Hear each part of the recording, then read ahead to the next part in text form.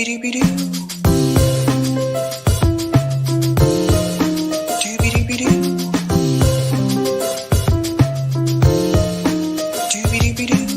your host, sabrinasalvati.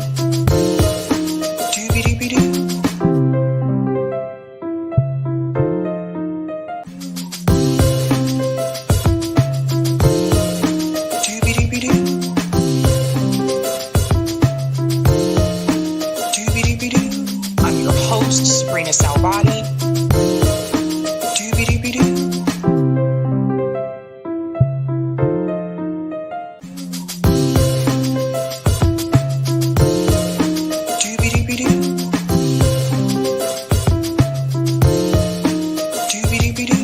I'm your host, Sabrina Salvati. Doobie-doobie-doo. All right, guys, happy Tuesday. Welcome to Sabby Sabs podcast. I'm your host, Sabrina Salvati. If you're new, I want to let you know that Sabby Sabs podcast is a part of Revolutionary Blackout Network. You can catch me there on Thursdays for the Sabby and JB show, and you can catch me here on Tuesday, Thursday, Friday, and every other Sunday. Shout out to everyone watching on YouTube, Rockfin, Twitter, and Rumble. And welcome back, guys. I hope you've had a great weekend. I know I sure did.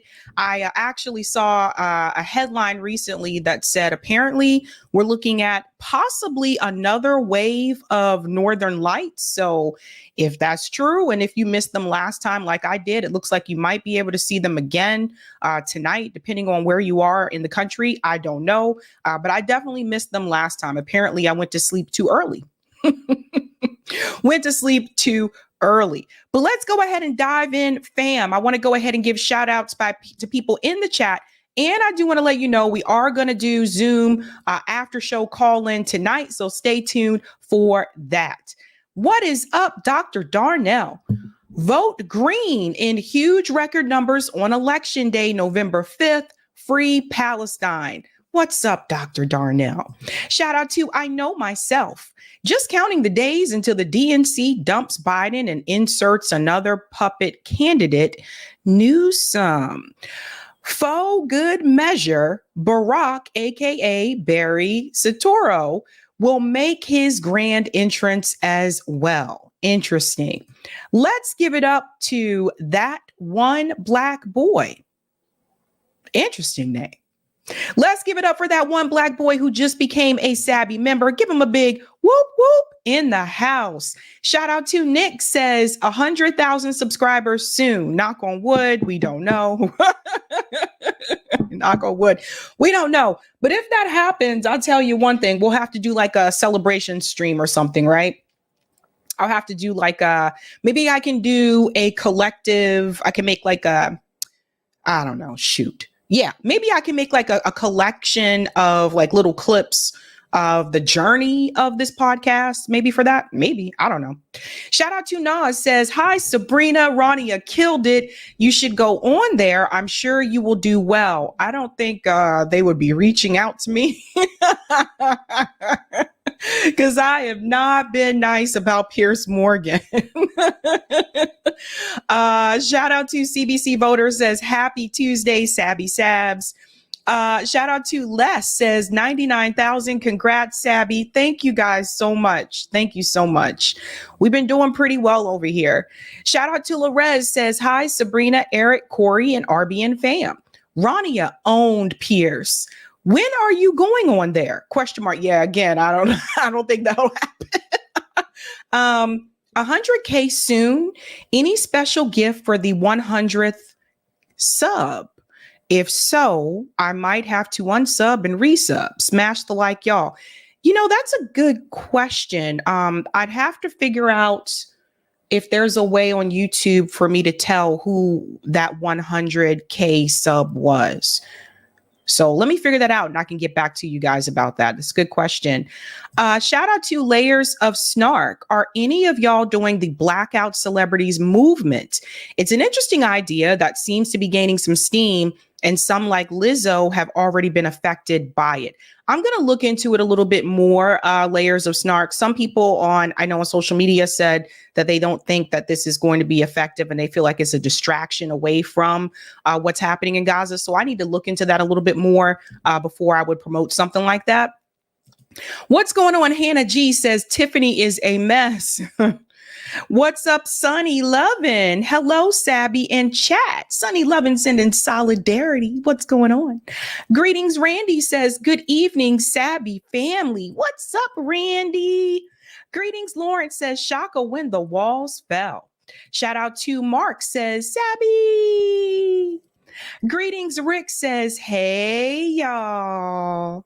Greetings, Joe says, greetings, family. Shout out to Trauma Queen says, WTF, Sabby already at 100K by Friday. That's insane. Yeah, look, knock on wood, because we really don't know. We don't know what could happen. That would be hilarious if that did happen, Trauma Queen. I may have to give you a prize for that if that happened. Shout out to Mastermind says, what's the deal with all this booing? Jerry Seinfeld. Damn. Greetings, Simply C. Hey, all. Happy Tuesday. 100K is around the corner. Knocking on wood. You better knock, knock, knock on wood, baby. Some of you in the chat might know that song.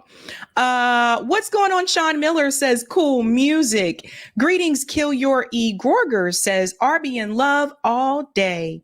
Shout out to Eric says, here we go, rock and roll. Here we go.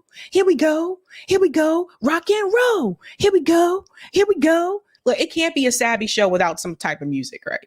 Can't be a Sabby show without some type of music. Shout out to Karen says, hello to Rick. Greetings, Carlos says, hi, everyone. Shout out to ACAB says, hello, everyone. Greetings, Ali says, hi, y'all.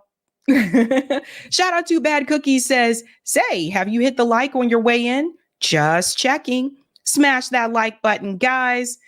Oh, Bad Cookies is always on it. Greetings, Grant says, hello from Seattle. Oh, I have never been to Seattle, Grant. Is it true? You be honest with me, Grant. Is it true that it rains all the time? Like, is it like heavy rain or like consistent rain, or is it like a little bit of mist sometimes? I wonder that, you know. Shout out to Qualb says, every time Tiffany Haddish name is mentioned, I cringe. I'm sorry, Qualb. I am sorry about all of that. Greetings, New Sheep says, are white sheep more privileged than black sheep? Oh my God. You know, we haven't even started a story yet. You guys are already coming in. Shout out to Anthony says, doobie doobie doo. Greetings, George says, already preemptively liked, so don't at me. George is letting you guys know, I already did the damn thing. And shout out to Silver Surfer says, peace, Sabby, love. Greetings, Leroy says, good day, comrades. Tap the like for a real one. All right, we got Dallas in the house. Shout out to Alex says, hello from the Dallas, Oregon, the Columbia Gorge. Interesting. Dallas, Oregon, the Columbia Gorge. Well, welcome, Alex. Greetings, Volvo says, hey to Cookie. And let's go ahead and start diving right in really quick. Let's give a shout out to everyone who is a Sabby patron. Thank you guys so much for your support. Really do appreciate you holding down the fort around here. Fam, what is up? If you're interested in being a Sabby patron, I have 5 categories. I don't know why StreamYard does this with Microsoft Word sometimes. Let me come back in because it's a Word doc. I know, it's a Word doc. Ew, Word. I'm in a silly mood tonight. If you're interested in being a Sabby patron, I have 5 categories. Ultimate, Sabinators. There's also Sabsters. Don't forget about those Sabbies. And of course, there are members. Thank you guys so much for your support. Really do appreciate you around here. And I want to give a special shout out to new Sabby patrons. Over here, we call them newbies. Let's give it up for Moose and Marva Berry. Thank you. Thank you guys so much. Appreciate you. Appreciate ya. Yeah. All right, guys, what are we discussing tonight? Let's go ahead and share that thumbnail. Let's bring that little guy up on the screen.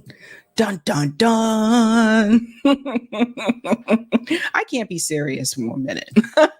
Tonight, ladies and gentlemen, we are discussing Jerry Seinfeld and Tiffany Haddish Gaza fail. Both of them this week. We're going to get into how both of them have failed. We also have a little bit more information about Jerry Seinfeld when it involves the campus protest as well that I want to get into.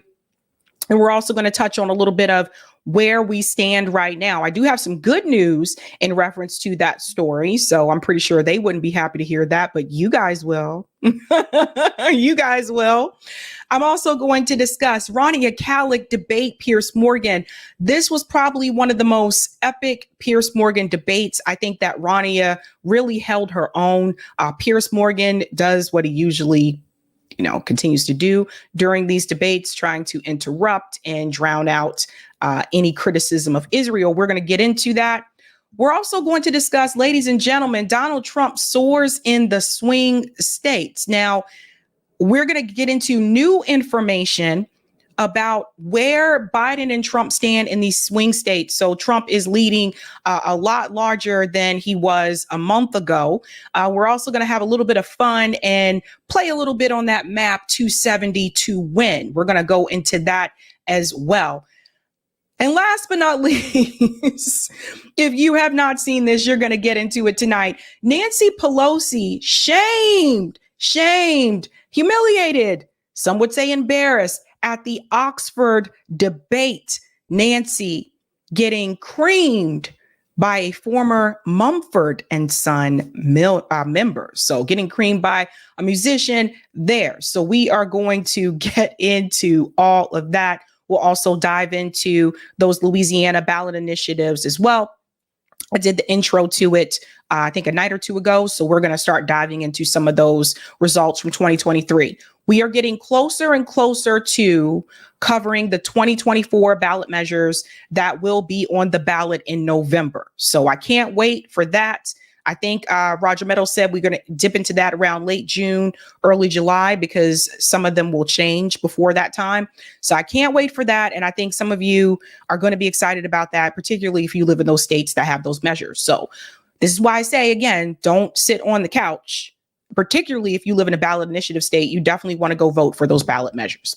Okay. Let's go ahead to a couple comments here and we will dive in. Thank you for the super chat, La Senora. Hi, Sabrina. My name is Shamanique. It's a Mayan name. Interesting. What did I say? Shamanic? I think I said Shamanic. Shamanique. Awesome. Thank you so much. And Chip, Sabby, I think Piers is too much of a coward to have you on his show. He seems to boost American lefties who caved in the past and said vote blue no matter who, and that ain't you.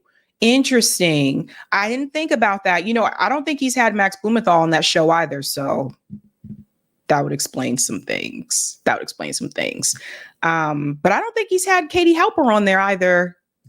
Interesting. Huh. All right, guys, let's go ahead and dive into our first story tonight. Nancy Pelosi actually participated in an Oxford Union debate. Now, she debated Winston Marshall. Winston Marshall is a former member of Mumford and Sons. Do you guys remember this band, like Mumford and Sons? They're kind of cool, kind of chill. Well, what's interesting about this, we'll get into the debate in just a second. But what's interesting about this is one of the criticisms that is raised during this debate, besides populism, is the criticism of the elite, right? Of the wealthy people, and they talk about working class people as well. However, both of them, Nancy Pelosi and Winston Marshall, come from wealth. Like they're not, they didn't grow up poor or working class. Like they had come from a pretty wealthy background. So it's interesting that once again, you see people debating about what working class people want, but neither of them came from working class families. So that's interesting. Let's start with this statement here from Nancy Pelosi. Let's go ahead and dive with her first, and then we're going to get into Winston's message. So Yugur Petrov says, this is great. Nancy Pelosi gets called out to her face by Winston Marshall during the Oxford Union debate. She interrupted him numerous times. Let's go ahead and start with Nancy's statement here. The fact is that using whether it's people different from me, nationalism, populism, is a very dangerous threat to democracy, not just in America, where we're seeing it play out, but in the whole world. In the Pause, and we'll come back a little bit. Do you guys consider nationalism and populism to be the same thing? Because I don't consider that to be the same thing. But it seems that Nancy Pelosi is actually, she's equating the two, like she believes that they're both the same thing. Let's go back in. Where we're seeing it play out, but in the whole world. In the context of a fight between democracy and autocracy, not mine, but the version of populism, ethno-nationalist populism, which tries to bring down education and fake news, the media, which is a protector of democracy. So here it sounds like she's basically talking about Donald Trump, Donald Trump's 2016, presidential term. It sounds like that's what she's talking about. And I think, it's just bringing down education into, it seems like to me, that's what she has in her head when she thinks of populism and why she considers populism to be a threat to democracy, because she equates that with Donald Trump's presidency, not thinking about the fact that there is a left populism. Like people would say that Bernie Sanders' former platforms was a form of populism, right? So she just can't separate the two. Like anything that seems to have happened under Donald Trump is a threat to democracy, according to Nancy Pelosi. So she's not actually thinking about or looking at what populism actually means. She just assigns it with Donald Trump. And because it's assigned to Donald Trump, she considers it to be a bad thing. That version is contributing in countries other than our country and is a danger to democracy. We think democracy is on the ballot in America. It's a victory that we must win, because it will only make matters worse if they have another stay at what they're doing to the courts in our country, the fear that they're instilling in jurists in our country, the suppression of the vote in our country, the role of their big, dark, rich, billionaire donors who don't want to pay taxes, suffocating the airways from the fossil fuel industry and the gun industry and the rest of that. So, pause for a second. So again, she doesn't realize there's different sides of populism. But also, it's interesting that she's bringing up the billionaires, because the way I kind of see it is like, really, Nancy? I mean, aren't you a part of a party that has billionaire interests, right? Don't you guys entertain these billionaires? Like anytime you're looking for money for your campaigns? So it just, I felt like this was rambling. Like it's just kind of all over the place. One minute she's talking about populism and a threat to democracy. And now she's talking about, the billionaires and things like, it just seems like she's just meshing like words together. It's really weird. Money and populism, sadly, have gone together with this ethno-nationalist, what they call elite, which we call education, free press, and the rest. So I urge you to think in terms of the word. It says it's a threat. You're going to deny that it's a threat to democracy in the versions that have emerged in America so clearly? And why does everybody here say to me, what happens if he gets elected? Well, you can't let that happen, because for us, See, this is the problem. She's talking about Donald Trump instead of talking about what populism actually means. You're going to deny that it's a threat to democracy in the versions that have emerged in America so clearly? And why does everybody here say to me, what happens if he gets elected? Well, you can't let that happen because for us, this election is Washington crossing the Delaware. A few moments later. You may be thinking now that Trump is a populist. You are right. He didn't accept the 2020 elections, and he should have. So should Hillary in 2016, so should Brussels, and so should Westminster in 2016, and so too should Congresswoman Pelosi, instead of saying the 2016 election was, quote, hijacked.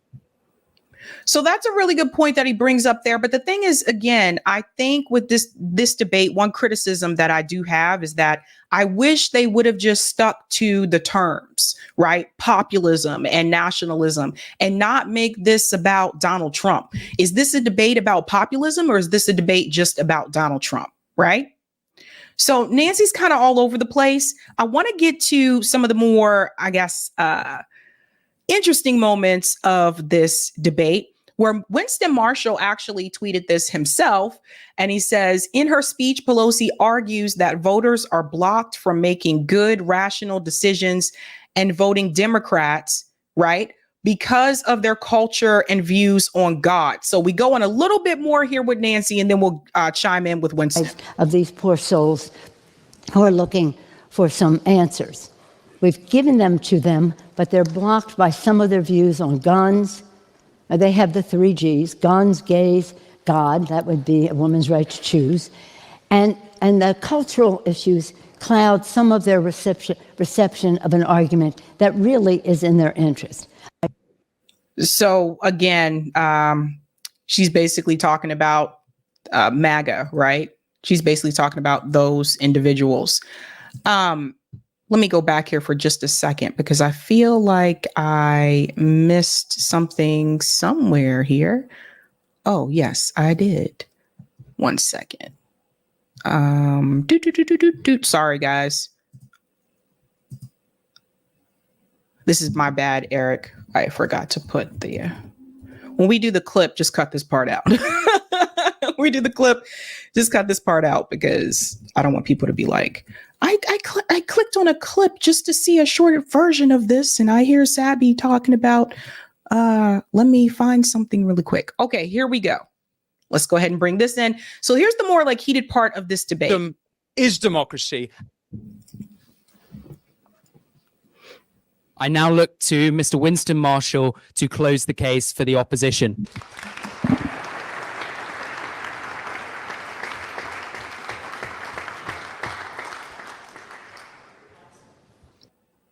Ladies and gentlemen, words have a tendency to change meaning. When I was a boy, woman meant someone who didn't have a cock. Populism has become a word used synonymously with racist. I think he could have avoided that first part. Like, I wouldn't have added that. Heard ethno-nationalist, with bigot, with hillbilly, redneck, with deplorables. Elites use it to show their contempt for ordinary people. This is a recent change. Not long ago, Barack Obama, while still president at the North America's Leaders Summit in June 2016, he took umbrage with the notion that Trump be called a populist. How could Trump be called a populist? He doesn't care about working people. If anything, Obama argued he was the populist. And as we saw, that definitely wasn't the case, right? Like, Barack Obama tried to argue that, you know, he was running on, you know, yes, we can, and that he was actually the populist. And obviously, when Barack Obama won presidency, he showed us that he was just like all the other presidents before him, that he supported corporate interests, right? So that's what he was there for. He ran on one thing, but once he was elected, we saw he was no different than the others. But I think what's really interesting is how they keep connecting this to Donald Trump, when you have to remember Bernie Sanders' campaign was also populist, right? This was also populist ideas. These are, you know, policies that focus on working class people and uplifting those people instead of what's best for the elite or the oligarchs. I don't think there's anything wrong with that. The problem that you run into when someone like Barack Obama says that, you know, Trump is saying he's populist or whatever, people can point to Donald Trump and say, well, he's a billionaire. he's a part of the elite that populism basically frowns upon, right? So it is not uncommon for some of these words or some of these movements or actions that are actually for working class people to be co-opted, whether it's co-opted by billionaires, the billionaire class, or the Democratic Party or the Republican Party. Like, this has happened throughout actually decades. It's happened over and over and over again. We saw it happen with BLM, right? So I'm going to show you after this debate what the actual definition of populism means, because that's important how they keep bringing this back to Trump. If anything, Obama argued, Bernie was the populist.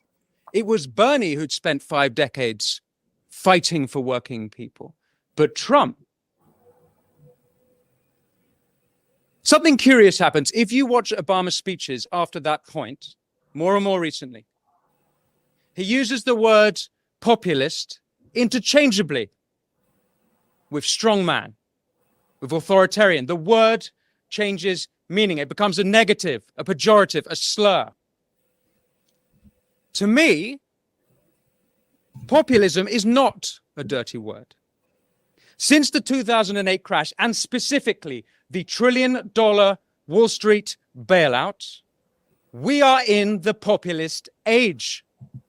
Now, this is significant, and I think this was smart that he added this piece here about the 2008 bailout, because that happened under Democrat leadership. That was under Barack Obama's presidency, where he decided to bail out Wall Street instead of the American people. And people lost their homes. People were evicted. People kicked out on the streets, right? So I thought it was actually a good idea that he implemented that, just to say to Nancy Pelosi, like, listen, you're criticizing, this term populism, but where did the uprising of populism really start to come from? After that '08 housing crisis. So a lot of people look back during Barack Obama's presidency, and this is why you had some people that voted for Barack Obama twice and turned around and voted for Donald Trump. This is why, because the working class people were left behind. Over years after year after year, all of these different politicians promised that they're going to help out the little man. Notice how they went from helping out working class people to helping out the middle class. Notice how you don't hear them talk about poor people. So when Bernie Sanders ran and he said, listen, we got to help out working class people, etc., that was a form of populism. The media, the Democratic Party, the DNC, they were quick to shut it down. They said, no, this is gaining too much interest. We need to make sure that he never gets the Democrat nomination, because the reality is they don't want to help out the working class people. They're not in office to help out working class people. They are in office to protect corporate interests and to help out corporate interests, Wall Street, and the military industrial complex. That is what they are there for. So I thought that was good that he actually inserted that. And for good reason. The elites have failed. Let me address some common fallacies, some of which have been made tonight. If the motion was that demagoguery was a threat to democracy, I would be on that side of the House. If the motion was that political violence was a threat to democracy, I'd be on that side of the House. January 6th has been mentioned. A dark day for America indeed. And I'm sure Congresswoman Pelosi will agree that the entire month of June 2020, when the federal courthouse in Portland, Oregon was under siege and under insurrection by radical progressives, those two were dark days for America. Yes? There is no equivalence of it. So, but yes. So you don't agree? That's fine, you don't agree, that's fine. But it is not like what happened on January 6th, which was an insurrection incited by the President of the United States. So here we go. So one thing for those of us that have actually participated in debates, real debates, those of us that were a part of the debate team, I was on the debate team when I was in high school. You're not allowed to interrupt someone when they're talking. So this format could be a little bit different at Oxford, but that shouldn't have happened. Nancy Pelosi should not be allowed to butt in, and she's supposed to wait till it's her turn and then she can express those views. That's why when you're debating against someone, you sit there and you take notes, which is what she should be doing. You take notes, and then when it's your turn to speak, you can make that statement, right? So, really interesting. So you don't agree? But you'll condemn those days. My point, though, is that all political movements are susceptible to violence and indeed insurrection. And if we were arguing that fascism was a threat to democracy, I'd be on that side of the house. Indeed, the current populist age is a movement against fascism. I've got quite a lot to get through. Populism, as you know, is the politics of the ordinary people against an elite. Populism is not a threat to democracy. Populism is democracy. And why else have universal suffrage if not to keep elites in check? But that's the thing, okay? So here we go. That's the thing. People like Nancy Pelosi that have benefited from that system, that elite system, they don't want to keep elites in check. So any type of movement or any type of organization or word like populism that is actually supposed to benefit the working class people and also criticizing the elite, she's going to be against that. People like her, Hakeem Jeffries, don't get me wrong, like they may be good on some issues, but when it comes to actually fighting power, when you're fighting against the oligarchy, they're going to find a way to criticize that movement, just like they found a way to criticize the Bernie Sanders campaigns, right? So this is what people have to fully grasp here. Nancy Pelosi is always going to defend the establishment. That is why she has been in Congress for as long as she has. That's why she was Speaker of the House. You got to remember where she comes from. She comes from a political family. From what I understand, she's tapping her daughter on to come in and try to take her seat once she officially retires. So this is who she is. So instead of standing up for the working class people, she is here standing up for the elite. So this was a mask off moment for Nancy Pelosi and for anyone who still believes that she is out there doing the right thing for the people. Ladies and gentlemen, given the success of Trump and more recently Javier Milei taking a chainsaw to the state behemoth of Argentina's bureaucratic monster, you'd be mistaken for thinking this was a right-wing populist age. But that would be ignoring Occupy Wall Street. That would be ignoring Jeremy Corbyn's for the many, not the few. That would be ignoring Bernie against the billionaires, RFK Jr. against Big Pharma, and more recently, George Galloway against his better judgment. Now, all of them, including Galloway, recognize genuine concerns of ordinary people being otherwise ignored by the establishment. I'm actually rather surprised that our esteemed opposition, Congressman Pelosi, is on that side of the motion. I thought the left was supposed to be anti-elite. Pause. So this is one of the mistakes, right? Calling Nancy Pelosi the left.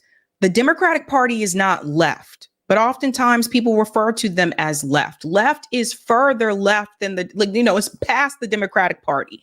So that is left. So Nancy Pelosi is not left. So that's the first problem. The second problem is this statement that's coming up here. I thought the left were supposed to be anti-establishment. Again, as long as you are considering the Democratic Party to be left, you are constantly going to get this wrong. So I think he does a good job here, hitting back at Nancy Pelosi. They're saying that Nancy Pelosi actually officially won the debate, but social media disagrees. Social media is siding with him. So I totally get that.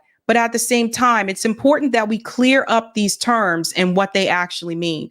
First and foremost, people have to stop calling the Democratic Party left. It is misleading. And it's actually very, it puts a stain on those of us who actually are left. It really does. I'm really tired of them being referred to as left because they're not. They're not. They support the establishment. They support the billionaire class. They support corporate interests. People who are left support the working class. They are against the establishment. They're against the oligarchy. The Democratic Party is not against those things. So this is one flaw I would point to in his argument. Thought the left was supposed to be anti-establishment. Today, particularly in America, the globalist left have become the establishment. I suppose for Ms. Pelosi to have taken this side of the motion, she'd be arguing herself out of a job. But it's here in Britain where right and left populists united for the supreme act of democracy, Brexit. Polls have showed the number one reason people voted for Brexit was sovereignty, for more democracy. Thank you. What was the response of the Brussels elite? They did everything in their power to undermine the democratic will of the British people, and the Westminster elite were just as disgraceful. As we've heard, David Cameron called the voters fruitcakes, loonies, and closet racists. The Liberal Democrats did everything they could to overturn a democratic vote. Keir Starmer campaigned for a second referendum. Elites would have had us voting and voting and voting until we voted their way. Indeed, that's what happened in Ireland and in Denmark. And that's what happens here in the United States under the US government. Right? So you think about it, when these politicians are voting on a piece of legislation, oftentimes they're voting in the interest of their donors. I mean, if you take money from Big Pharma, of course you're going to vote against a bill for Medicare for all if it comes across your desk. Of course you're going to vote against that. Right? If you support the military industrial complex, you're probably going to vote against that too, because that's a benefit that the military has, where TRICARE health insurance is actually really, really great. I'm not going to lie about that. So you have to detach the corporate interests from the politicians. So until corporate interest is detached from electoral politics, this is always going to be an interest. One hold that the oligarchy has is the electoral system. It's not just the amount of money that they have. They have a hold on electoral politics. So they actually have these puppets in office that do their bidding. We have to find a way to end that. We have to find a way to break that up. If you don't break that up, this is always going to be an issue. Let's look at some of the other populist movements. The Hong Konger populist revolt is literally called the pro-democracy movement. The farmer revolts from Netherlands to Germany, France, Greece to Sri Lanka. Farmers are taking their tractors to the road to protest ESG policy that's floated down to us from those all-knowing, infallible elites of Davos. The trucker movement in Canada became anti-elitist when petty tyrant Prime Minister Justin Trudeau froze their bank accounts, not the behavior of a democratic head of state. So again, that's referencing top down. And someone mentioned this in the chat. Teddy G said, it really isn't left versus right. It's up versus down. Yeah. So let's go back to the Canadian truckers. Was that a left right protest? Was that a left right movement? No, that was actually top versus down.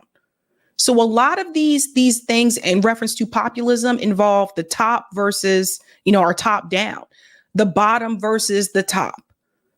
And that's what a lot of people don't want to admit. Nancy Pelosi doesn't want to acknowledge that, because then she would have to admit that she too is complicit, that she too is a part of the problem, that she too really has voted against oftentimes the needs of the working class people.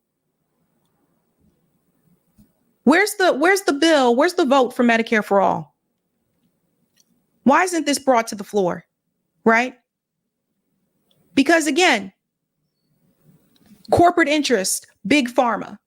People don't want to vote for it because they're attached to big pharma. They get donations from them. That's what Nancy doesn't want to really address. The Gilets jaunes in France, ULEZ in London, working people protesting policy that hurt them. And how are they treated? They're called conspiracy theorists. They're called far right by the mayor as well. Ladies and gentlemen, populism is the voice of the voiceless. The real threat to democracy is from the elites. Now, don't get me wrong. We need elites. If President Biden has shown us anything, we need someone to run the countries. When the president has severe dementia, it's not just America that crumbles, the whole world burns. But let's examine the elites. So do you see what he just did here? Something I want to mention. Notice how he said he's starting to criticize the elites, but notice he said we still do need the elites. Ah, yes, Cindy just noticed it. Cindy said we need the elites. Yay. So you see what's happening? So again, you have two people that come from wealthy backgrounds. You got Nancy Pelosi and you have Winston Marshall. They're both from privileged backgrounds. They're not from working class families. Instead of having two people who are part of the working class have this debate and this discussion. So notice how he even he tries to, in a way, protect the elite by saying we need the elites. His family, if I'm not mistaken, has real estate investment. European corporations spend over 1 billion euros a year lobbying Brussels. US corporations spend over $2 billion a year lobbying in DC. 2/3 of Congress receive funding from pharmaceutical companies. Pfizer alone spent $11 million in 2021. They made over $10 billion in profit. No wonder then that 66% of Americans think the economy is rigged against them for the rich and the powerful. And by the way, we used to have a word for when big business and big government were in cahoots. And I think any students here of early 20th century Italian history know what I'm talking about. What about big tech? Throughout the pandemic, Biden's team, the FBI, and the Department of Homeland Security colluded with big tech in censoring dissenting voices, not kooky conspiracy theorists. People like Dr. Jay Bhattacharya, the Stanford epidemiologist. People like Harvard scientist Martin Kulldorff. People spreading true information, not misinformation, true information at odds with the government narrative. Now, this is one of the strongest parts of his argument, I feel, because I don't think Nancy was prepared for this one. He brings up the issue of censorship, right? Silencing voices, which has happened under Biden's administration. You can't deny that, right? We saw that through the Twitter files. They're still trying to silence people now through TikTok. So there's that as well. So censorship, the elites, who controls the narrative? The media, mainstream media controls the narrative, but who is telling them what narrative to distribute? The elites. So Nancy Pelosi, she knows this. By the way, she's not stupid. She may sound a little drunk, but she's not stupid. And she knows. She knows that the State Department has their narrative, and that's the one that the mainstream media is going to follow. And most people that watch mainstream media are going to believe that narrative. That's how it goes. And they'll try to silence anyone that goes against it. So the censorship piece that he mentioned is important when someone like Nancy Pelosi brings up this issue of democracy. Need I remind you, democracy without free speech is not democracy. Yep. This is a direct breach, by the way, of the First Amendment.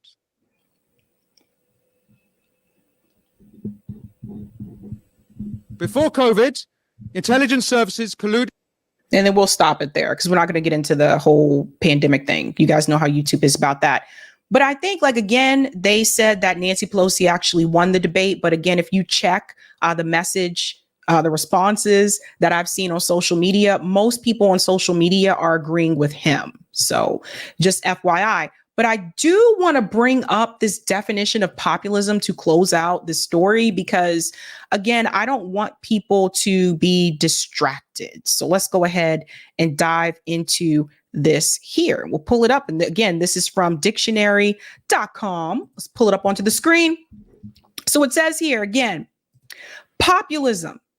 A political approach that strives to appeal to ordinary people who feel that their concerns are disregarded by established elite groups. I'll say it again. A political approach to appeal to ordinary people who feel that their concerns are disregarded by established elite groups. And that is what Nancy Pelosi has a problem with.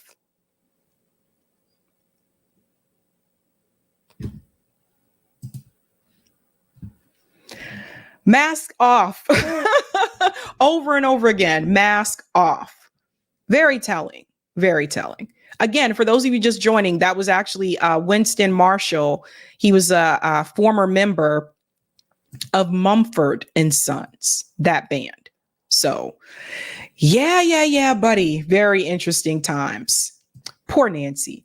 Don't worry, though. She has an entire fridge of ice cream to make her happy when she gets home. Let's dive into some of the comments here. Simply C says she denounces nationalism because they want a unified world authoritarian government. Ooh, spicy, Simply C.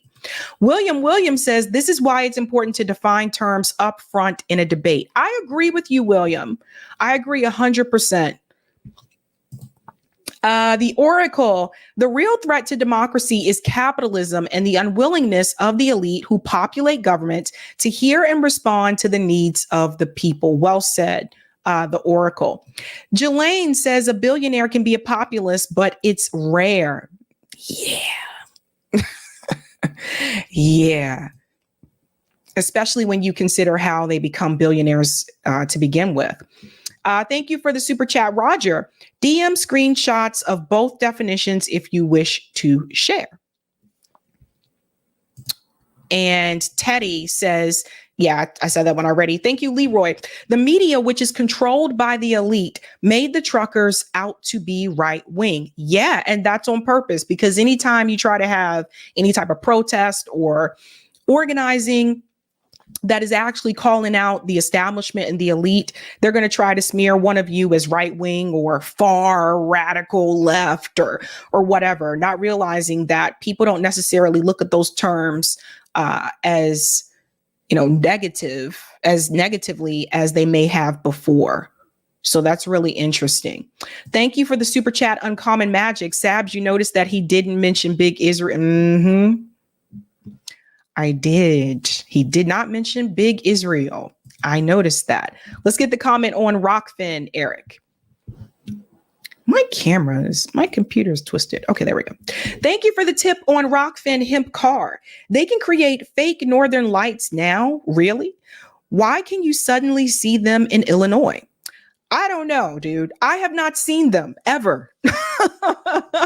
I have not seen them. I missed the most recent opportunity to see them. So sorry. I wish I had more to tell you on that, but I really don't. All right, guys, if you have a chance to do so, go ahead and smash that like button. If you're new, don't forget to like, sub, and share. All right. And we're moving on to our next story here. And for those who are just joining, we will do a call-in after show tonight on Zoom. So stay tuned for that. Jerry Seinfeld and Tiffany Haddish. Both Zionist, both pretty cringe. We're going to start with Jerry Seinfeld, and then we're going to work our way up to Tiffany Haddish. So first and foremost, I totally forgot about Jerry Seinfeld until after October 7th. Yes, I know, like many of you, I watched Seinfeld like when I was growing up, But honestly, I totally forgot this guy was still alive. I'm just keeping it real. Totally forgot until after October 7th. And I saw videos of him on social media walking out of Barry Weiss's apartment, criticizing pro-Palestinian protesters. And then I remembered this guy is still around. Totally forgot about this guy. Well, apparently Jerry Seinfeld actually spoke at Duke's commencement, and there were some students that were part of the ceremony that decided to walk out on Jerry, and I don't blame them. Let's get into this article here from Politico, and then we'll take a look at that video. About 30 students walk out on Jerry Seinfeld at Duke commencement. So there he is. It's always interesting to me how they just pick random celebrities or has-been celebrities to come speak at these commencement events. It's just really interesting. Notice how they frame this. A tiny contingent, right? A tiny contingent of Duke University graduates opposed pro-Israel comedian Jerry Seinfeld speaking at their commencement in North Carolina on Sunday, with about 30 of the 7,000 students leaving their seats and chanting Free Palestine amid a mix of boos and cheers. Some waved the red, green, black, and white Palestinian flag. Seinfeld, whose decade-long namesake show became one of the most popular in U.S. television history and who continues to draw legions of fans to his Netflix specials and TV appearances such as Comedians in Cars Getting Coffee, was there to receive an honorary doctorate from the university. So this is another thing I want to just highlight here. The honorary doctorate. I really want universities to stop doing this. Okay. Can we just stop handing out degrees to people just because they came to speak at the university? Stop. Going on here. After spending 4 years at what is considered one of the finest institutions of higher education in the world, they apparently feel that perhaps some light entertainment will get you all to the final realization. You know, I think I've really had enough of this place, Seinfeld says. The stand-up turned actor and recent star director and co-writer of the recent movie Unfrosted has publicly supported Israel since it invaded Gaza to dismantle Hamas. I want to show you these pictures here as well. These were protests that happened at the University of Michigan commencement. So it's been happening across the board at different colleges, right? So it goes on to say students at campuses across the U.S. responded this spring by setting up encampments and calling for their schools to cut ties with Israel and businesses that support it. So let's go ahead and take a look at that video footage so you can see for yourself. Gaza Under Attack actually tweeted this, and they said, amazing job at Duke University. Student walkout at Duke University commencement as Jerry Seinfeld's speech is announced. His introduction by university president is being drowned out by Free, Free Palestine chants. Let's take a look at this, folks. Jerry is also serving as our commencement speaker today.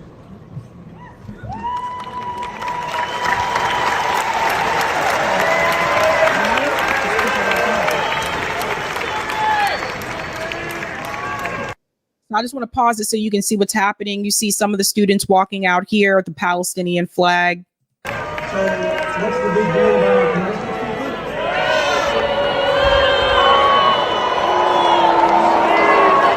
speaker? Yeah, so a mixture of boos and cheers there. Really interesting. You know, what else is really interesting about Jerry Seinfeld? We'll get to that in just a second. At this event, they did pass out flyers. So student activists said, not a single university left in Gaza, no graduation as usual. So this is something I want to mention as well that people need to understand. The colleges in Gaza have been destroyed. The hospitals in Gaza have been destroyed. So when Americans, who sometimes we can be very selfish, tend to say, I don't want to see a protest. I just want to go to my daughter and son's commencement, and I just want to sit there undisturbed. You need to understand that you actually should be thankful that you have a commencement to go to, that you have a university to still go to, that it still exists. Gaza is gone. The institutions that were there are gone. They have been flattened to the ground, not just the universities, but also the hospitals and the culture of the Palestinian people. It's destroyed. So while you complain because you went to commencement and you're upset because a couple of students decided to stand up and walk out and that bothered you, or because they interrupted the introduction of Jerry Seinfeld and that bothered you, think about how bothered those mothers and those fathers and those kids in Gaza right now must feel, knowing that their entire world, their entire culture, their entire life around them is gone. These are some of the things that we take for granted as Americans.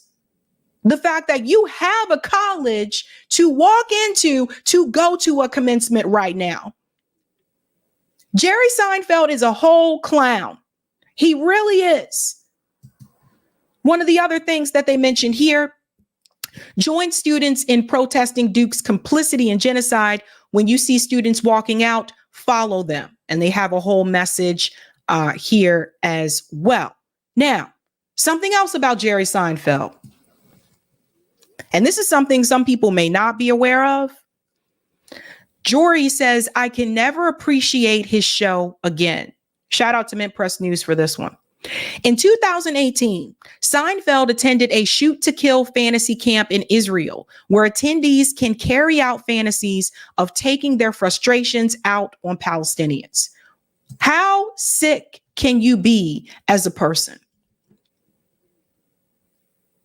If this were the other way around and this fantasy camp actually involved people pretending to kill Israelis, there would be tremendous outroar from mainstream media, tremendous outroar. You have to be some type of sick psycho to take pleasure in something like that.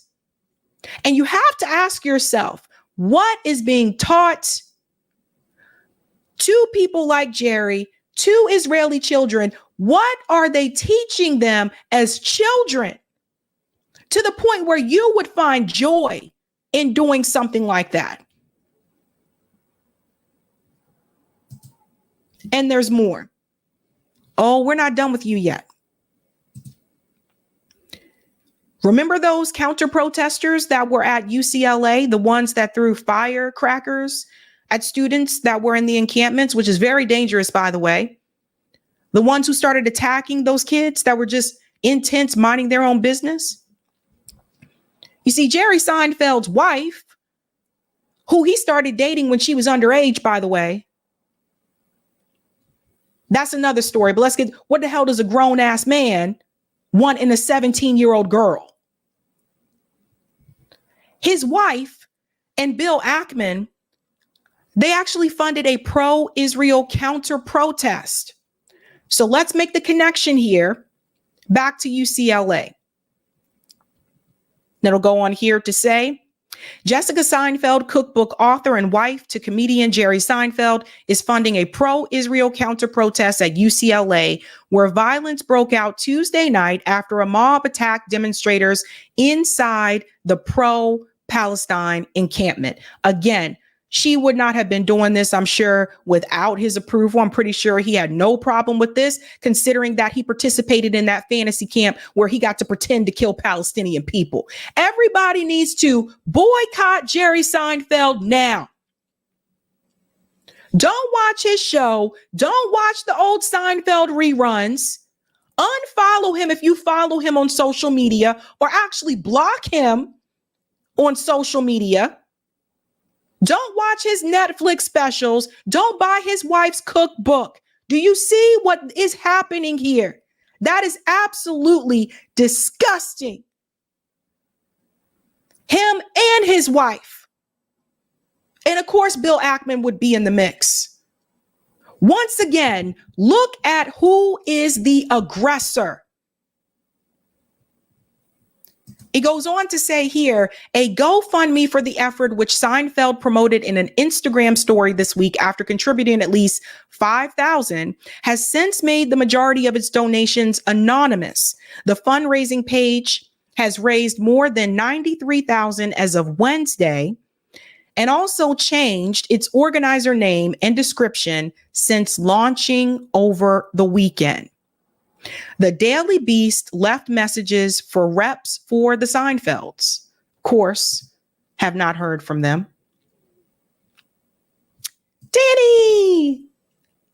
Danny says, let's be honest, Larry David was the talent who made Jerry Seinfeld. Yeah. Larry David is also the actor that portrayed Bernie Sanders. For those who are not aware, that was Larry David. He was the one that did that. Interesting. Did you guys ever think Jerry Seinfeld was actually really that funny? I'm looking back on it. I'm like, were they real? Was he really that funny? Or were the co-stars on Seinfeld funny? Right? Makes you wonder. Goes on to say here, I just gave to this GoFundMe to support more allies like yesterday's at UCLA, Seinfeld wrote this week. So she gave herself away. More cities are being planned, so please give what you can. Donations are anonymous. We will continue to share our light and love as proud American Jews.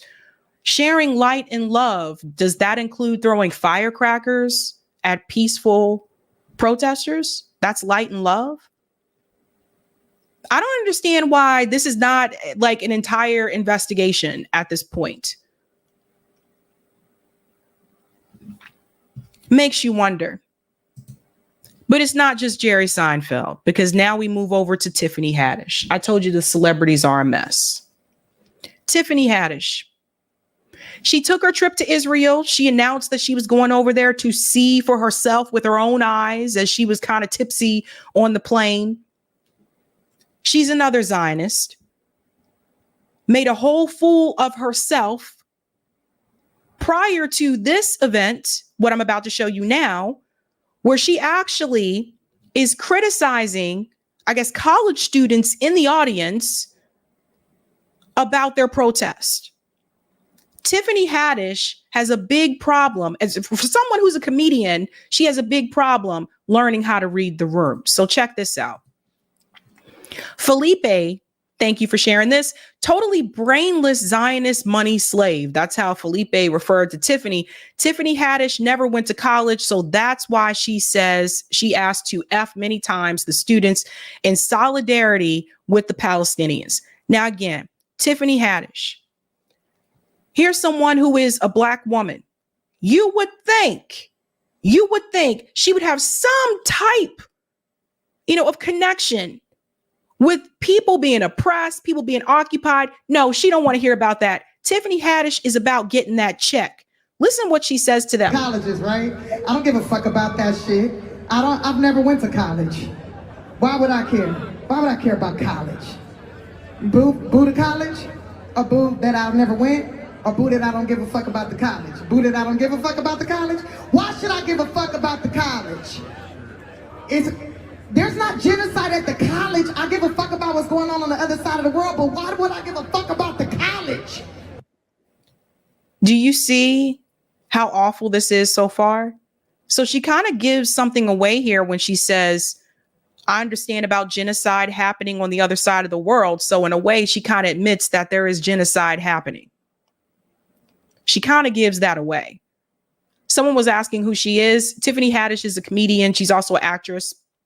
She's one of those people that blew up very quickly, which I was very suspicious about because typically people in comedy do not blow up quickly. Herself and Kevin Hart, I've always given a side eye to because I'm like, really, you just blew up out of nowhere and all of a sudden you're getting all these starring roles in movies. Talk to people who have done comedy and ask them how long it took them to actually make it in the comedy game. And she just blows up out of nowhere. Same thing with Amy Schumer. I said the same thing, who is also not funny. She goes on here. Because of Africa? Because Africa is working at the college? Shut the fuck up. This is the shit I'm talking about. Stupid motherfuckers at the college. I ain't never worked a goddamn day in your life.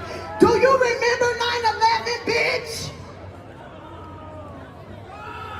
No, forget about it. What does 9/11 have to do with Gaza? Is she just mixing up people in the Middle East or something? Does she think they're all from the same country? Does she remember it? Last time I checked, Palestinians weren't flying those planes. What's she talking about? So you see the way she berated people in the audience, her own audience? People paid for those tickets. Are they going to get their money back? Tiffany, will you give them their money back? We were under attack. 11 terrorists blew our shit up. 3,000 people dead. What the fuck did we do, America? Do y'all remember what we did? If you're from the 1900s, you remember. We went the fuck over there. We fucked they ass up, didn't we? Yeah, this is a really, really bad take, because what she doesn't understand is that it's not 2003 anymore. And people actually do not consider that to be a positive thing, the way that our military responded, especially considering the fact that we were lied to about the war in Iraq. Does she even pay attention to foreign policy? Does she even pay attention to politics? Does she know about the history? Doesn't she remember that this was all a lie? What is she talking about? Saddam Hussein had weapons of mass destruction, they said. This was a lie.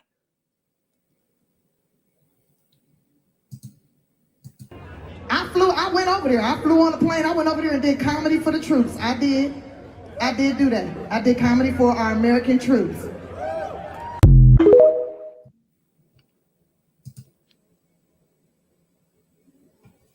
This is why I do not think it is a good idea to idolize people at all. This is why it's not a good idea to idolize people and not to fall in love with personalities. Everyone loved Tiffany Haddish after the movie Girl Trip, right? Everybody loved her. Oh, Tiffany. Everyone loved her, right? But Tiffany has said some very offensive things in reference to this particular genocide. And not to mention the trouble that she got into with Piers as well, with the movie, the documentary that they had produced as well. Very problematic. However, there is good news. And Tiffany and Jerry Seinfeld probably would not be happy to hear this, but you will. It appears that one school so far, this is the only one I found so far, has agreed to divest from Israel. It is Columbia University affiliated seminary to divest from Israel. The Union Theological Seminary announces its board of trustees endorse a divestment plan from companies profiting from war in Palestine / Israel. Excuse me. It goes on to say here, I'm not going to read the entire thing, but this piece here. A Christian seminary in New York affiliated with Columbia University recently announced plans to divest from Israel and other companies involved in the ongoing war with Israel and Hamas. On May 9th, the Union Theological Seminary in New York announced that its board of trustees had endorsed a divestment plan from companies profiting from war in Palestine / Israel over the decades. We have developed what are called socially responsible investment screens to express our values and not financially support damaging and immoral investments.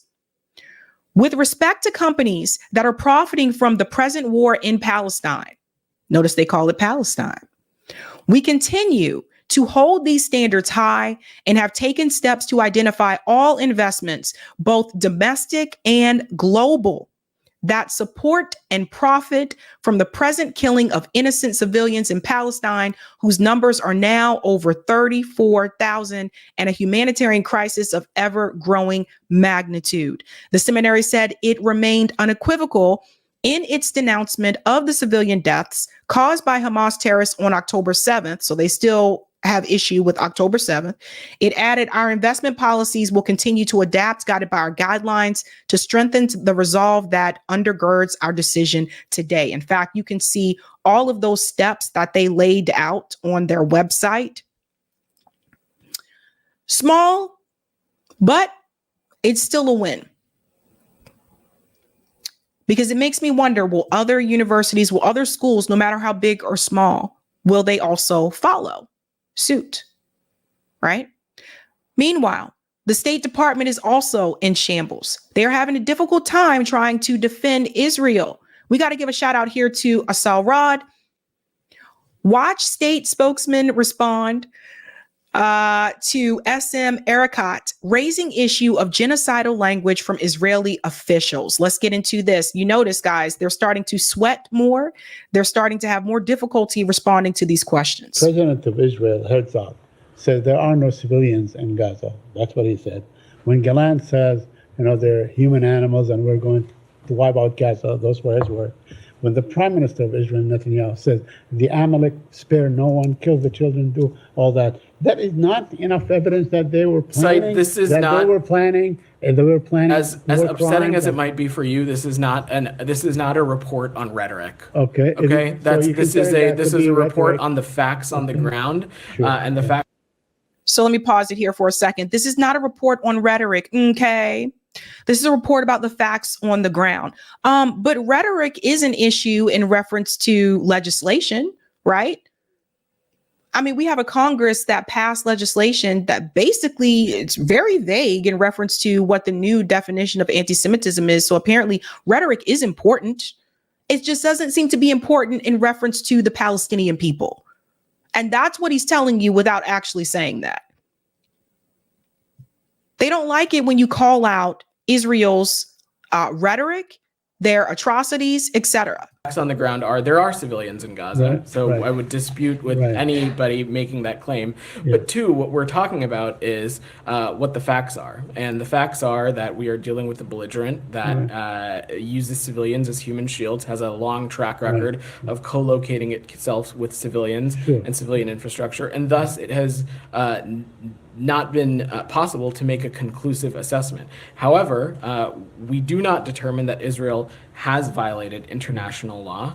But what we are saying, Saeed, is that one, Israel has had to confront an extraordinary military challenge, but that simultaneously, it is reasonable to assess that Israeli security forces since October 7th, there have been instances that are inconsistent with its international humanitarian law obligations.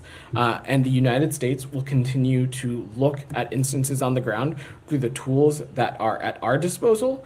But also, our partners in Israel have indicated to us that they will continue to take steps to look into this through their own system as well.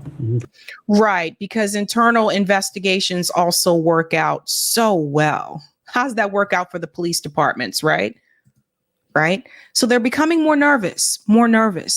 And you'll also see that here as well with Jake Sullivan. He's also starting to stumble over his words. This is what you can use this type of information, these clips here, to shut down people like Jerry Seinfeld and Tiffany Haddish, these celebrities that think that you owe them something, right? Just because of their status, just because of who they are. I don't owe you a damn thing. And you can all say it with me. Jerry, we don't owe you anything. Tiffany, we don't owe you anything. And just because you're a celebrity doesn't mean that we need to follow your lead. It doesn't mean that you should listen to what is being said. It's very telling what's happening here. Jake Sullivan also, here comes the stumbling. Thank you. You said at the start of this that you don't believe what's happening in Gaza is genocide. What criterion are you using? We're using the internationally accepted term for genocide, which includes a focus on intent. And it's not just me standing here at this podium. In the context of this International Court of Justice case at The Hague, the United States actually made a presentation backed up by legal analysis, which I would invite you to read because it lays out all of those criteria. Francesca Albanese, the Special UN Rapporteur on Human Rights in Palestine, presented one in March. She presented it in Geneva. The three criterion she used, citing international law, 3 acts: Israel's intent to destroy a national, ethnic, racial, or religious group, serious bodily or mental harm to a group, inflicting on a group conditions of life calculated to bring physical destruction in whole or in part, within imposing measures intended to prevent birth within the group, process of erasure of the native Palestinians. So those 3 things are happening How can you say genocide's not being committed? As I just told you, I think the best way for me to answer that question is actually to ask you to look at the laydown that we gave, which... Are you saying this isn't happening? I'm sorry, I thought you asked me how I can say it. I'm saying I'd like you to look at the United States' I'm asking you saying this isn't happening. Do you mind if I finish answering your question before you interrupt? Are you saying that she's a liar? The United States has laid down at the International Court of Justice in writing, in detail, its position on this issue, and I'd ask you to read it. Thank you. Are you saying that it doesn't line up for them with what she's saying? Thank you, Jen. And he runs away because he can't defend it anymore. Like, you can only continue to say human shield so many times before people continue to point out the numbers. And you can't defend this, right? So when Jerry Seinfeld and Tiffany Haddish tell you they support Israel, when Tiffany Haddish says, why should I care about the college? I didn't go to college, right? Maybe we should talk about this. Here we have Israelis destroying humanitarian aid. By the way, that's our tax dollars, by the way, going right down the drain. Tax dollars going down the drain. Here they are destroying humanitarian aid once again. And nobody wants to talk about it in mainstream media, right? So when they ask these State Department officials about this, part of genocide is not just blowing people up. Part of genocide is starving people as well, which is what they are trying to continue to do. No accountability for this.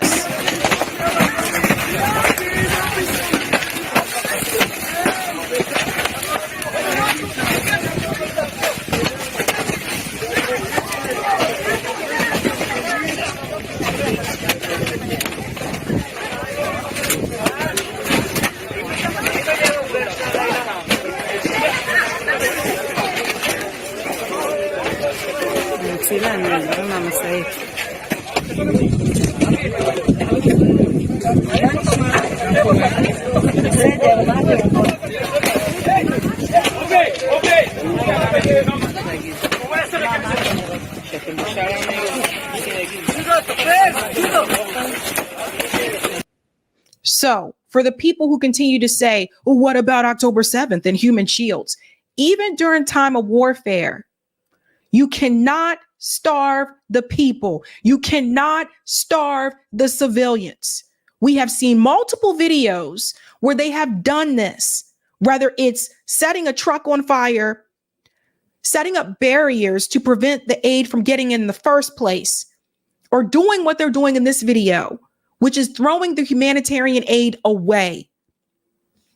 Israel has to be held accountable.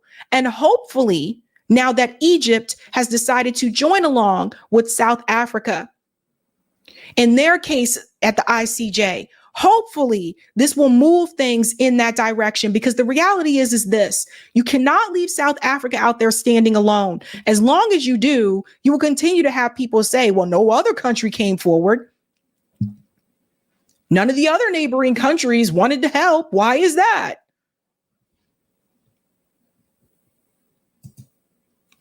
It's disgusting. It's sickening. And honestly, at the end of the day, we got to keep it real. If we want Israel to be held accountable, that is not going to happen. And this will go into get us into the next segment. This is not going to happen under Joe Biden. This is not going to happen under Donald Trump. It's just a reality of the situation. They're both bought out by Israel. They both belong to the Israeli lobby. Let's go to some of the comments here. Trauma Queen said, I love these students. They are restoring everyone's faith in the future. That's right. That's right. Shout out to Old Crow. We need to block these celebrities and politicians. They aren't even worth the views/clicks. Block them out. Seinfeld, Kardashians, Khaled, Trump, Biden. Block them all on social media. Yeah, I agree with you, Old Crow. You know what else? I don't even really like... I find myself more and more as time goes on, like not even watching like their stuff, or like just like regular actors and like regular TV shows and stuff. I find myself spending more time watching people like cook on YouTube or something like that. Right? Yeah. Forget these people, man. And DJ Khaled should be ashamed of himself. Ashamed. Shout out to my comrade JB, says Tiffany Haddish, the rotten radish. Thank you, Humongous Shift. The human race needs to come together. Identity politics and division only benefit the elites. Thank you, Sabs, doobie doo. And shout out to Danny Haifong, said Sabby to 100K. Again, we're knocking on wood. Everyone's saying that tonight. Knock on wood. Thank you, Cool Blue. Maybe wise to question chosen stars / celebrities. Yeah, guys, please don't idolize these people. Please don't. I know a lot of people loved Seinfeld, but no. Thank you, Jason. She is talking about 9/11 and Muslims, I believe. Okay. But it's not right to do that. Like, you can't, I hear you, Jason, but it's not right to do that, because what she's doing, that's Islamophobia. She's basically trying to tell people that, oh, well, this group of people, they're all that way. And that's not true. And I don't hear her calling out Saudi Arabia. You notice this, right? Because who was flying the planes? Pay attention to that. Thank you, Uncommon Magic. Sabs, if bin Laden had just dropped pamphlets before the planes hit, they would be the most moral Al-Qaeda in the world, right? ? That's a good point. Yeah. Thank you, Courtney. Tiffany just pushed those students to go watch the Cat Williams and Club Shay interview all over again. Yeah, she did. Yeah.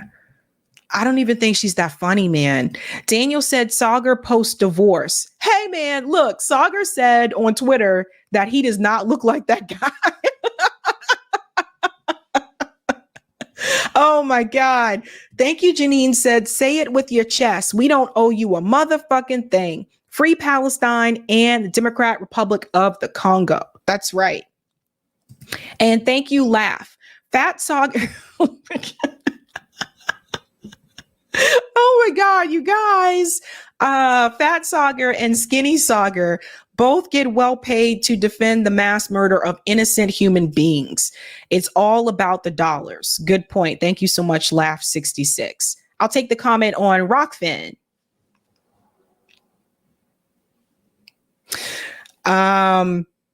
Thank you for the tip on Rockfin, Roger. That's because the Dems co-opted our and the Green Party's name and policy and then put our MICs on mute SAB. Our mics on mute SAB. Then fooled everyone that they speak for us. So those on the right see Dems as left. Example, I heard a conservative call Adams far left. That guy, by simply saying we need elites, he reveals himself. Dude like Trump is a co-opter, but doesn't mean he can't do good, but will only go but so far. Thank you for this tip as well. Don't worry, Sab. Oh, there it is. Sorry. Don't worry, Sab. She'll be the next sister who will get that Stacey Candace Owens wake-up call. Ay. Yeah, she'll get one of those. All right. Speaking of wake-up calls, we're going to go into the next segment here. In April, I told you that Donald Trump was beating Biden in the swing states. We are now looking at the swing states again, because this time it appears not only is he beating him in most of the swing states, but he is beating him significantly.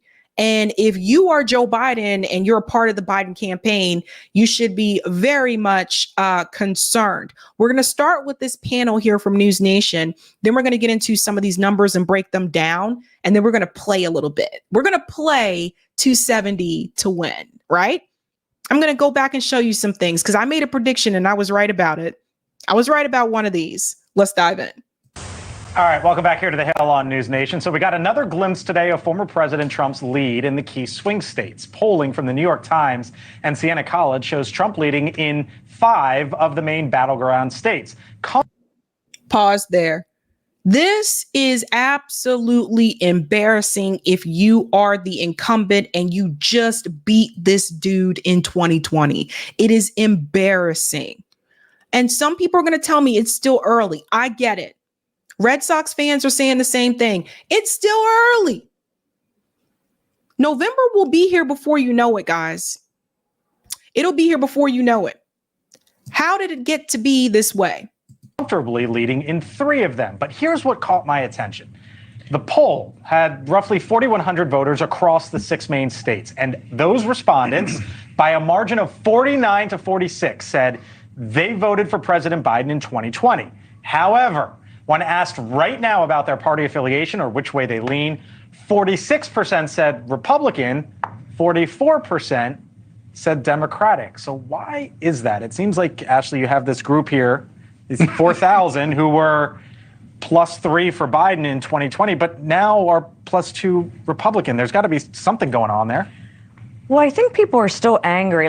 So there's obviously the people that are 100% Democrat, 100% Trump, that are never going to lose. And I think it's like 36, 38. I mean, these somewhere numbers, in there. Yeah. But the independents, if they're looking at this, even though they don't like all the Trump rhetoric, they do still hate their groceries are higher, they hate inflation, and they hate the border and crime. And isn't this what I said a couple of months ago? I said this on Rising a couple months ago. I said, number one issue for most people is the economy. And even when it comes to the immigration issue, we're also hearing from, like I said, I'm now for the first time in my adult life, I'm hearing complaints from Black voters about the border. And when I said that, people were like, oh, Sabby, you're trying to feed into the right wing. I'm like, no, I'm just listening to people on the ground and not mainstream media. Listening to people in the community and not mainstream media. If you go into some of those communities, you'll understand where I'm coming from and why they're making those statements. so when you go to the polls, do you vote for him even though you don't like anything that he says in regards to the rhetoric? But do you think his policies are stronger? I think that's where the numbers are, but I think it's early. Yeah, and so- I think you two are going to disagree with me. No. And I would You love to hear don't what you disagree say with her? because you think, I mean, it's still No, early, but I think I mean, people are just frustrated. I agree with everything, really, because even the point that, but it's still early, right? The ... part Ashley added, I agree with it. It's still early, right? We haven't had the conventions, like who's Trump going to pick as VP? There's a lot of these unanswered questions. The economy going to get better. But Fareed Zakaria had a very alarming opening to his show for Democrats. I mean, he literally made When the you've case. when you've lost him. Right, made a case of why he's very concerned about Biden's ability to win re-election. And he brought up a point about inflation that has kind of bugged me for a long time. It's like, unemployment is, yes, low, but unemployment affects the people that are unemployed. Inflation affects everyone. Right. In every aspect of our economy. And that is what's dragging the president. And it's being stubborn. It won't come down. And that, I think, is a lagging indicator here. I do think the Trump trials and et cetera, there's a lot of X factors in this election. Like, we're not looking at October surprise. I think we're looking at several false surprises. And so we'll see how this ends up at the end. But it's not a great situation for Democrats. One other point. Pause here for just a second when he talked about unemployment and inflation. So we have to remember who's included in the unemployment rate. Like, obviously, that's not everyone that doesn't have a job. If you don't have a job, but you live with your parents, whether you're an adult, but you live with your parents and kind of doing that failure to launch thing, what do they used to call it? There was a movie about that. Anywho, you're not included in that unemployment rate. You're not head of household. So you're not included in that. So not everyone is a part of that. Then you have to remember that Joe Biden actually removed people from unemployment, right? So that also explains why that number has decreased as much as it has. It's not to say that he has not created jobs. He has created jobs, but he also kicked people off of unemployment. And I think, nuance is important to discuss here. When it comes to the inflation, this is something I've been warning people about for over a year. Look, man, the grocery store prices are still high. And not only that, but I don't know if you guys have noticed, have any of you tried to do takeout recently? The takeout prices are higher. But if you go into the restaurant, you'll notice the items on the menu, all of a sudden it costs more to get something that you were able to get like $2 cheaper, a year ago. So you have to pay attention to those things. So it's a double whammy. It's the unemployment issue and the people who are not a part of that, right? And then there's also the inflation issue. And for the people who are saying, well, he created these new jobs and wages are actually higher, does it really matter that wages are higher if we still have inflation? No. You're not getting a leg up. You're probably lucky if you're breaking even. In the poll that was, I think, brought up is that among minorities, you're seeing President Biden not poll as well with African Americans. Trump got 20%. That's the highest we've seen. And although it's still absolutely so early, Republicans I've chatted with today have essentially said, look, this is all a reflection of inflation in the economy. In Biden's interview last week with CNN saying, well, the polls aren't reflecting the economy, et cetera. That's not meeting voters where they are. That's frustrating. I think some Democrats I've talked to who have said, look, you've got to do more than that and just say, no, what you're feeling, isn't actually happening. Nick, I know you're itching to get in, but Scott, key demographics here, 18 to 29-year-olds, Trump +4. Black voters, Joe Biden's only at 49%, Hispanic. Pause there for just a second. Fast food no longer helps the common man. The dollar menu is a thing of the 90s. I'm telling you guys, and don't try to honestly, I was going to order something from DoorDash, right? And I was like, oh, okay, this is pretty cheap. And I got to the part where, you're supposed to pay for it. And I was like, oh, heck yeah, only $15. Then I looked at the bottom of the total and all of a sudden it's $25. And I'm like, wait a minute, where did the extra $10 come from? The service fees have increased, whether it's DoorDash or Grubhub, those have increased. So now it's you are paying more. And this is what I've been trying to explain to people who continue to say the economy is doing great. The economy is not doing great for the everyday working class person. Now let's check out some of these numbers when it comes to demographics and Joe Biden. I'm going to go back just a little bit because I cut him off. Key demographics here, 18 to 29-year-olds, Trump +4. Black voters, Joe Biden's only at 49%. Hispanic voters, it is a tie between him and Trump. Yeah, that's a small sample one.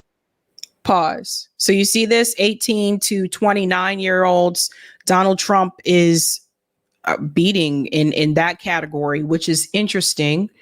I still have not figured that part out, right? If we're talking about Gaza, et cetera.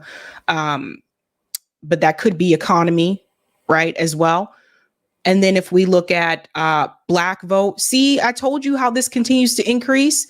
Let's remember last year when I talked about these numbers, Donald Trump had 11% of Black support. He now has 14. Come November, he could very much get to 20%. I'm trying to warn people about this. It's been steadily increasing. Joe Biden has 49%.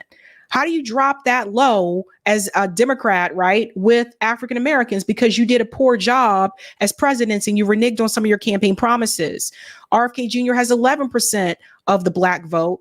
And then the Hispanic vote, it shows that they're tied here. But I would argue that's probably going to go towards Donald Trump as we get closer and closer to November. Let's go on. Too, Biden needs to stop talking about the statistics vis-a-vis the economy and talk to real people and talk to people directly about how they're suffering and how hard he's working. But here's the deal. There is a lot of time, but the reality is that sample of voters and a lot of American voters have gotten amnesia when it comes to Donald Trump and all the corruption, chaos, and criminal conduct he brings to the table. And as we get closer to the election, you're going to see a crystallization of these two candidates because nobody's really paying that much attention. Are they having amnesia? No, I just want to say this really quick. I think this is important before we go to the next clip. Bills don't care about criminalization. When people are struggling to pay their bills, they're not thinking about someone's criminalization. They're thinking about how they're going to pay those damn bills. So when they're looking at the kitchen table issues, when they're looking at their wallet, they're looking at their bank account, and they're noticing the difference between Trump's presidency and Biden's presidency, they are willing to overlook the criminal issues at play right now to have extra money in their pocket. Say it with me, folks. We can make it a slogan. Bills don't care about criminality. Now we're going to go to this clip here from MSNBC, where they actually admit, CNN, they actually admit on CNN that Biden is in trouble. So listen to this. It's kind of funny the way that he says it. Check this out. Look, these Sunbelt battleground states, Frankly, for the Joe Biden campaign, these numbers are an absolute disaster. The smallest lead is in Arizona for Donald Trump. He's up 6. Look at this, 9 in Georgia, 13 in Nevada. My goodness gracious, my God. That. I'm sorry. That part is really funny when he says, my goodness gracious, my God. That was really funny. But these numbers, look at this. 13 points in Nevada, 13 points, 9 points in Georgia, 6 points in Arizona. And we'll get to the other ones. Now, I warned you about Nevada a month ago. I'm going to show you a flashback of that in just a second, because I told you one of the mistakes that the Democratic Party was doing is that they were overlooking Nevada, or excuse me, ignoring Nevada. They were so focused on Georgia and Michigan that they were not focusing on Nevada and they weren't focusing on Arizona. And I thought that that was a big mistake. Just because Joe Biden won those states in 2020, considering the way the economy is and the complaints that people have about the border, those are those border states. And it's not like Nevada was a dark blue. It was a light blue. Arizona is kind of purple. It can easily go back to being red. So it was a mistake for them to overlook that and just pretend like Nevada was in the bag. So let's check it out. That is a huge lead. No Democrat has lost that state since John Kerry lost it back in 2004. How about these Great Lake battleground states? This is something that the Joe Biden campaign can work with. Look, Pennsylvania, Donald Trump up 3, but that's well within the margin of error. Wisconsin, Donald Trump up 1, well within the margin of error. And actually a Joe Biden lead well within the margin of error, up a point here. This they can work with the Joe Biden campaign. This, the Donald Trump campaign, absolutely loves. And it looks like a lot of the other polling on the Sun Belt battlegrounds. When you're looking, pause here. So he has gained 1 point in Michigan, but considering the fact that he won Michigan and, you know, he is the incumbent, Joe Biden should be beating Donald Trump by more than that in Michigan. That is the problem. Now, you know, the uncommitted campaign actually started in Michigan. We'll have to see what happens with that state in particular. I think that will be really close. I still don't think he's going to win Michigan. I could be wrong about that in November. We will see. But we know that he cannot win without Michigan. We're going to play around with that in just a second. We're going to have some fun. Into the numbers, why do you think Biden is doing better in the Great Lakes and Trump is doing so much better in the Sun Belt? Yeah, the Trump coalition is changing. That's basically what's cooking here. This is at least one of the big reasons why. So this is among likely voters in these in all these battleground states we just spoke about. Back in 2020, 84% of the Trump campaigns, the Trump coalition was white. Look where it is now. It's 78%. The non-white portion of the Trump coalition, it was 13% in 2020. Look at this now.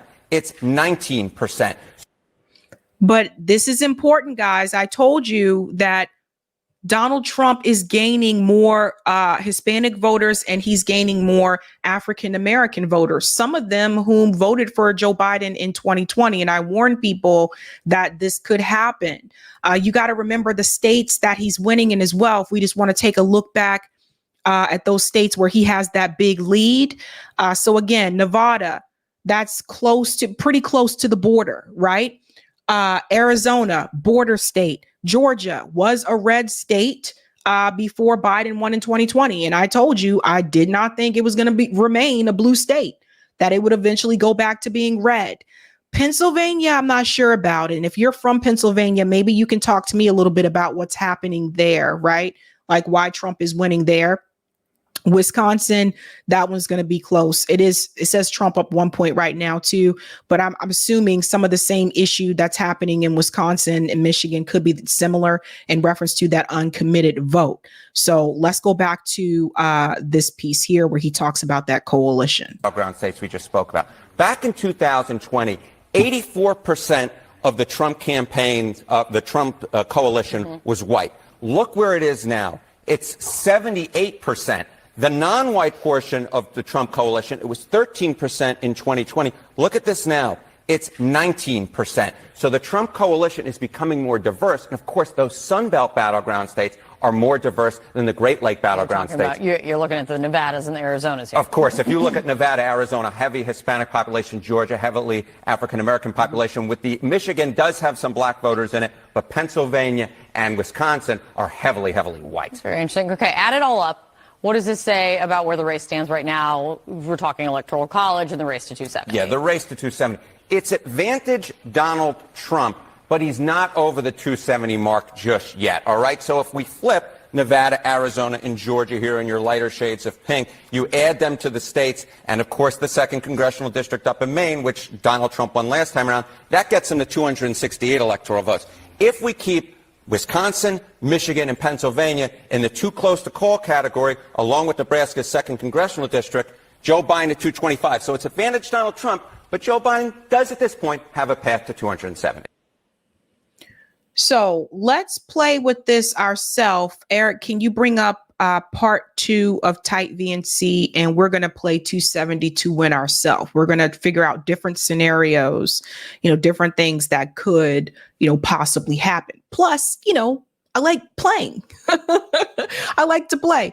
Oh, thank you so much for that, Eric. Oh, wait, before we play, sorry, just a reminder about Nevada. What I told you about Nevada, this was in April. I'm going to make a prediction. Let's start with Nevada. I think Nevada is slept on. I really do. I am going to paint Nevada a light red.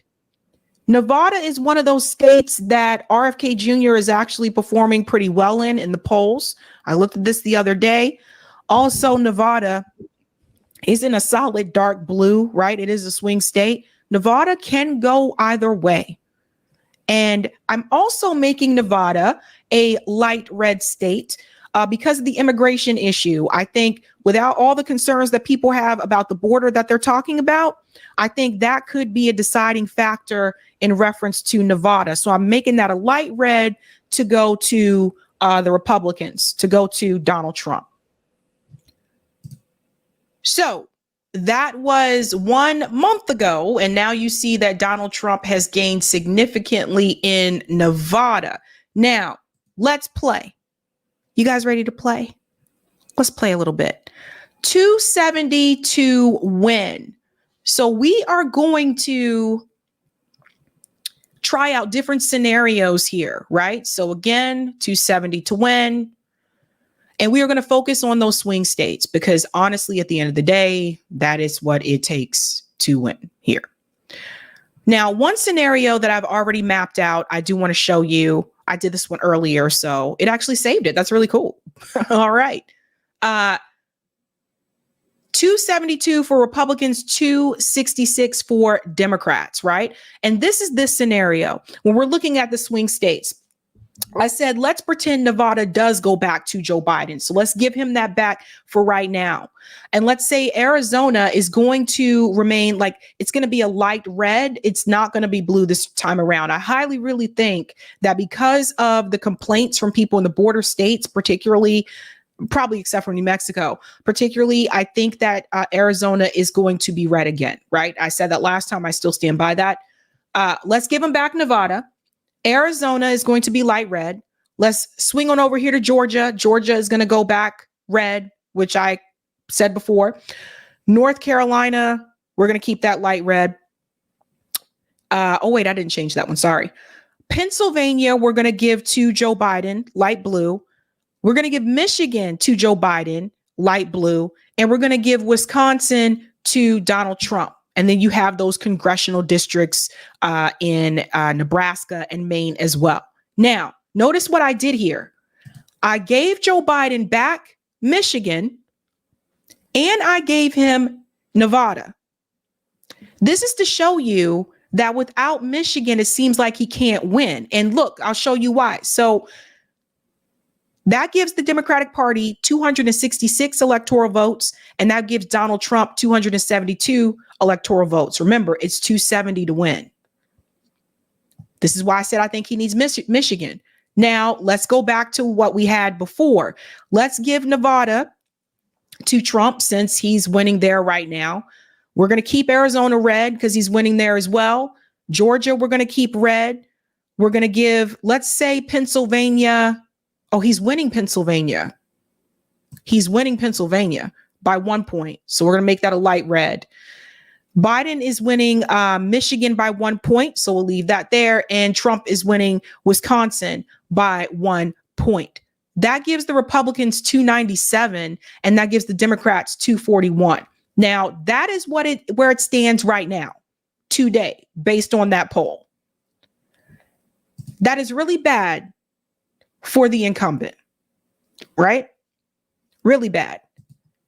One more thing we're going to try to change to look at another scenario.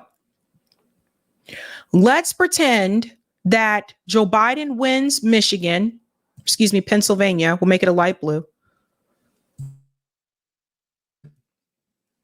Pennsylvania, light blue. Okay. And let's say that he actually wins Wisconsin as well, because Trump has a 1 point lead there. So let's say he does actually pull away with Wisconsin.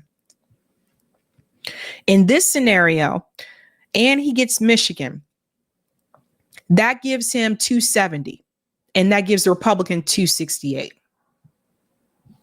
So what this shows you, folks, is that when it comes to that 270 for Joe Biden, he needs Michigan to win. Donald Trump, however, does not need Michigan to win. And in this scenario that I just gave you, he actually needed to win Wisconsin, Michigan, and Pennsylvania. This is important for people to see. If Donald Trump wins Nevada and Arizona, Joe Biden needs Pennsylvania, Michigan, and Wisconsin in order to win. Now, that being said, I just want to remind you, you don't have to vote for either one of them. I really think this is a chance to move towards third party, right? Like, we've been talking about this for 2 years, 2.5 years. I really think this is a chance for us to come out in large numbers and support a third party. And I told you, I think that best bet is Jill Stein. She's going to have that ballot access. I know some of you are deciding between Dr. West and Jill Stein. The reality is, if Dr. West is not on the ballot in your state, then the question becomes, can you write him in? And depending on the state, you may not be able to do so. And that's what people have to understand about the rules of write-in campaigns. You can't just always write somebody in. And I say this about moving towards and getting this third party movement up and going. And it needs to be a lasting thing, not just for this election, is because you can see the disgust from the American people. Because check this out, folks. When it says Trump leads in 5 key states as young and non-white voters express discontent with Biden. So I want to show you one quote here. We just looked at those polls. We don't need to see that again. Let me move down here. Put in here. Just making sure I'm getting to the part. And they're talking about Gaza. They're going through those numbers again. This part. The findings reveal widespread dissatisfaction with the state of the country and serious doubts about Mr. Biden's ability to deliver major improvements to American life. A majority of voters still desire the return to normalcy promised by Mr. Biden in the last campaign, but voters in the battleground states remain particularly anxious, unsettled, and itching for change. This is the part I want to read. I want you to remember from this article, if nothing else. Nearly 70% of voters say that the country's political and economic systems need major changes or even to be torn down entirely. 70% of American voters. They are saying that the country's political and economic system need major changes or even to be torn down completely. That's the majority. Now is the time. That's not 30%. That's not 40%. That's 70%. Now's the time.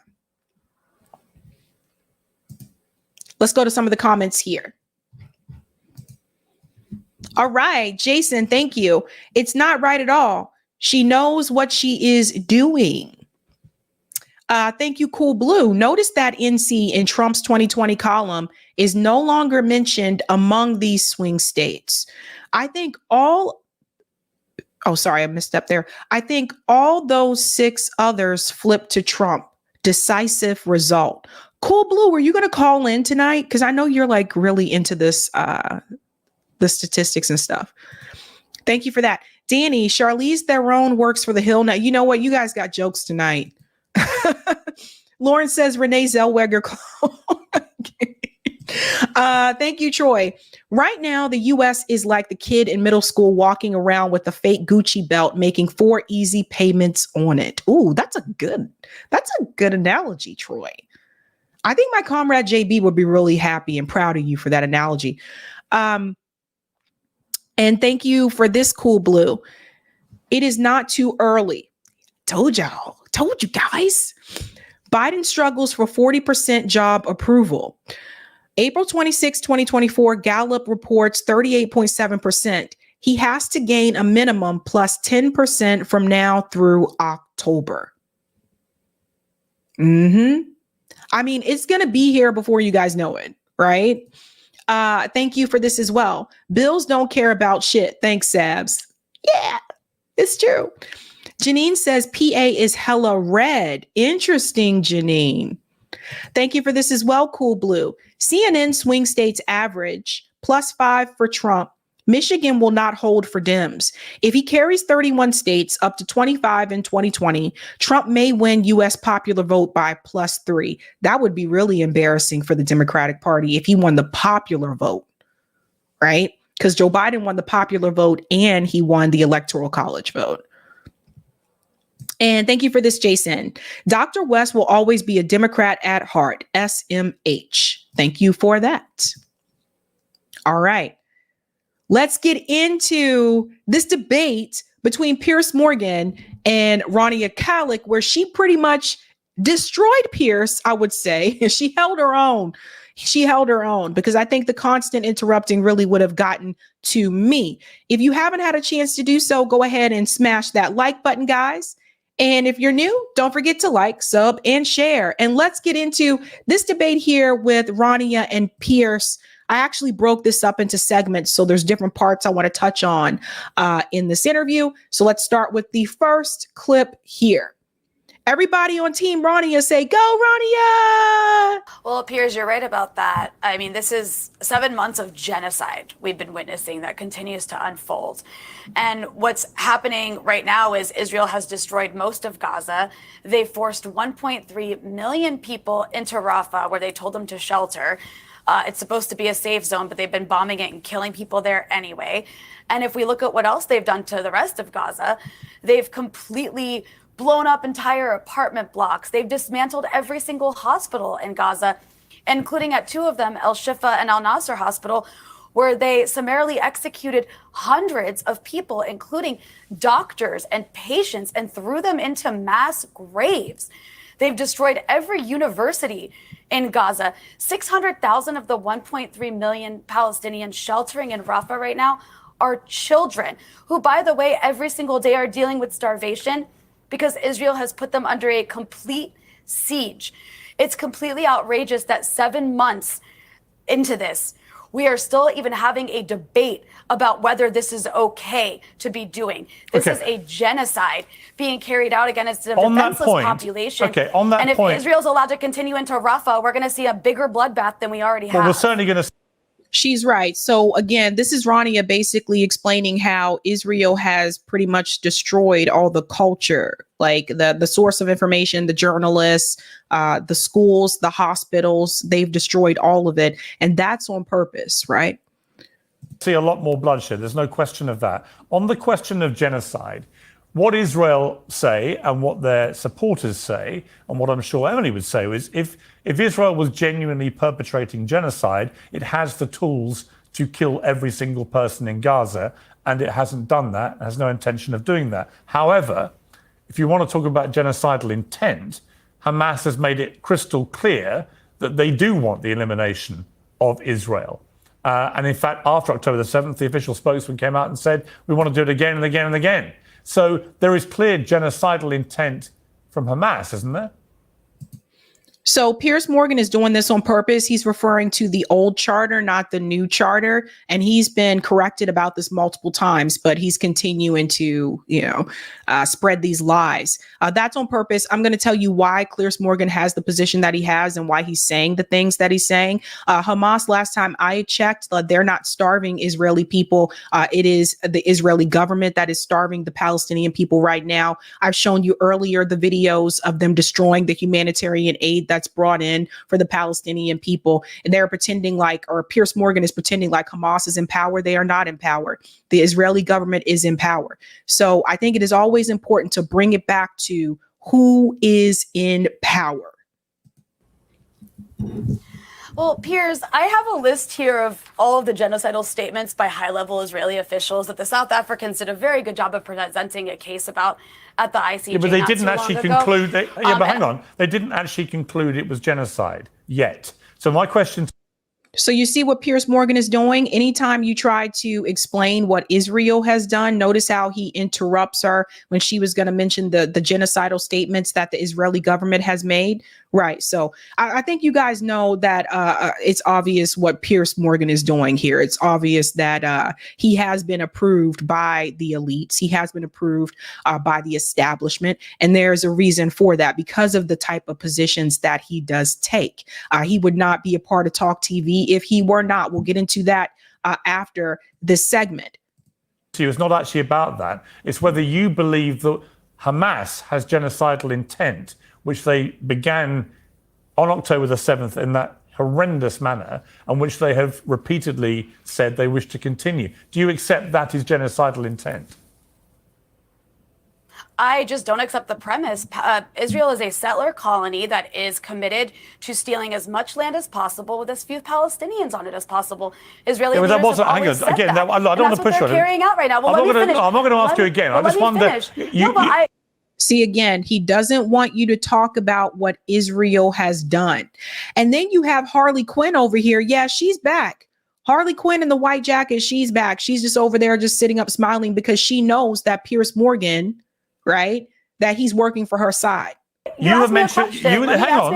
I just want to finish. I understand, but you were the one that mentioned genocide repeatedly. So I'm just simply asking whether you think that Hamas, with its behavior and with its stated, you do not think they are genocidal towards Israel? No, but am I allowed to actually answer? Or are you going to stop me from answering? Well, you just answered. You said no, what you're saying is essentially saying, well, am I allowed to say any more? Or I just get to say no and that's it? Because what you're talking about here is a group of colonized people.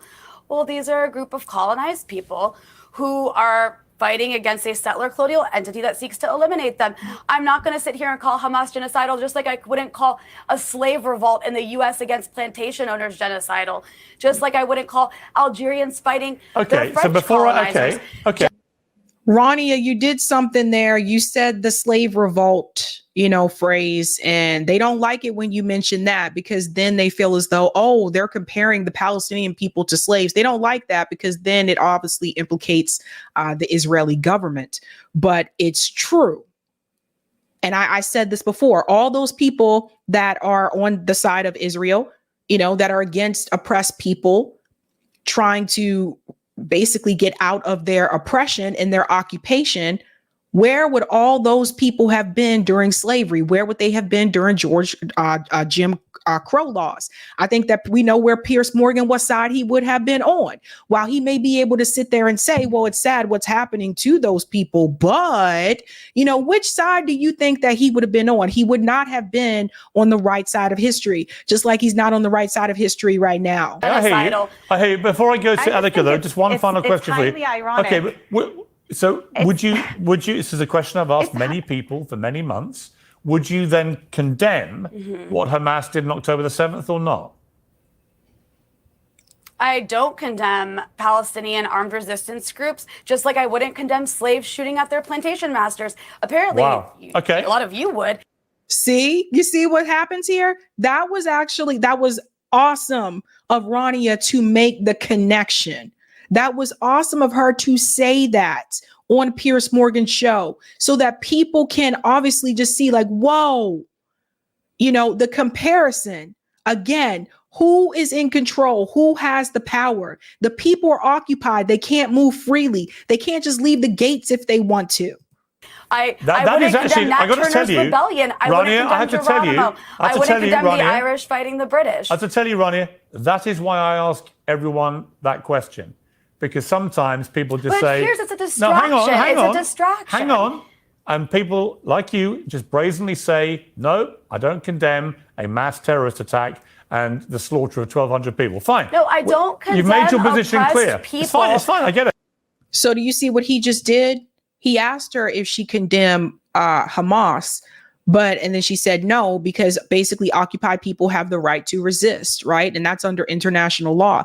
So then he goes and he decides to twist her words and he says, oh, so you don't condemn, the slaughter, mass slaughter of all those people. Why is it always mass slaughter when referring to the Israeli people, which is 1,200 people, when you're talking about all the 30,000, which is more than that, thousands of Palestinians that have been killed? He's not using the word mass slaughter. Everybody pay close attention to that. So whether he wants to admit it or not, he is showing that he does not really have that same type of compassion and empathy for the Palestinian people. And again, he's putting the empathy on the Israeli side when they are the occupier, they are the oppressor, instead of the Palestinian side. So if we were going back to the time of slavery, I believe that Piers Morgan would be one of those ones that would be defending the slave owner, not the slave.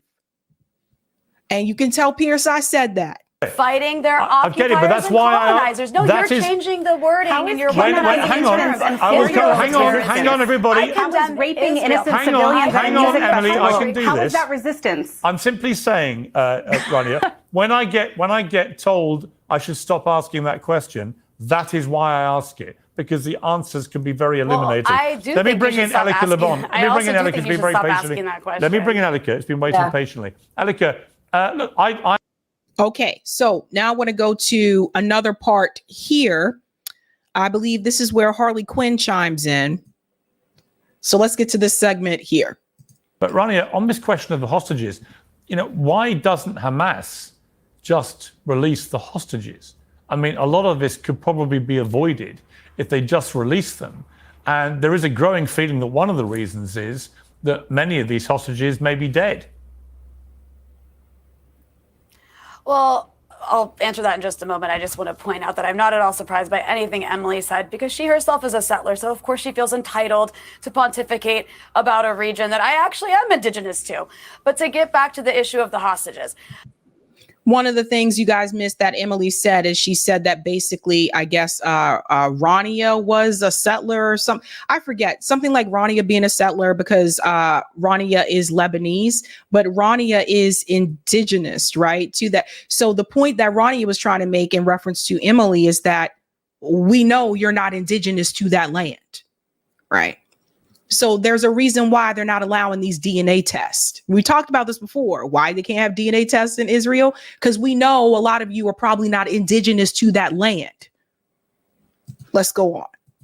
My outlet Breakthrough News actually did a review of all of the various ceasefire deals that Hamas put forward and was willing to agree to. There was 10 since October 7th. In fact, in the immediate aftermath of October 7th, Hamas was willing to release the hostages in exchange for Palestinian hostages, who we never hear about, by the way. There are 10,000 Palestinians being held by the Israelis. Many of them are children, by the way. I'd love to see you have one of their parents on your show.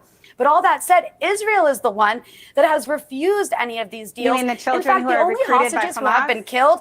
Let me finish, Emily. I let you repeat all of your imperialist talking points. I don't speak over each other. Can I finish talking? So one of the things that Emily added in here is she said, you mean the children that have been recruited by Hamas, the child soldiers? So you guys have seen the videos of Israeli Israelis actually destroying the humanitarian aid, there's also videos of children, Israeli children, destroying the humanitarian aid as well. So the point here is that Emily is not going to mention, the way that Israeli children are basically brainwashed into believing that the Palestinian people, that they're nothing, that they're beneath them, and that only they should have the right to that land. Only Israelis should have the right to that land. These are children. I'm seeing these videos of kids saying these things. So why is it that you want to point out there's child soldiers that are a part of Hamas, but you're not willing to point out that there are children that are basically being brainwashed by the Israeli government and the IDF to believe that they are this supremacist,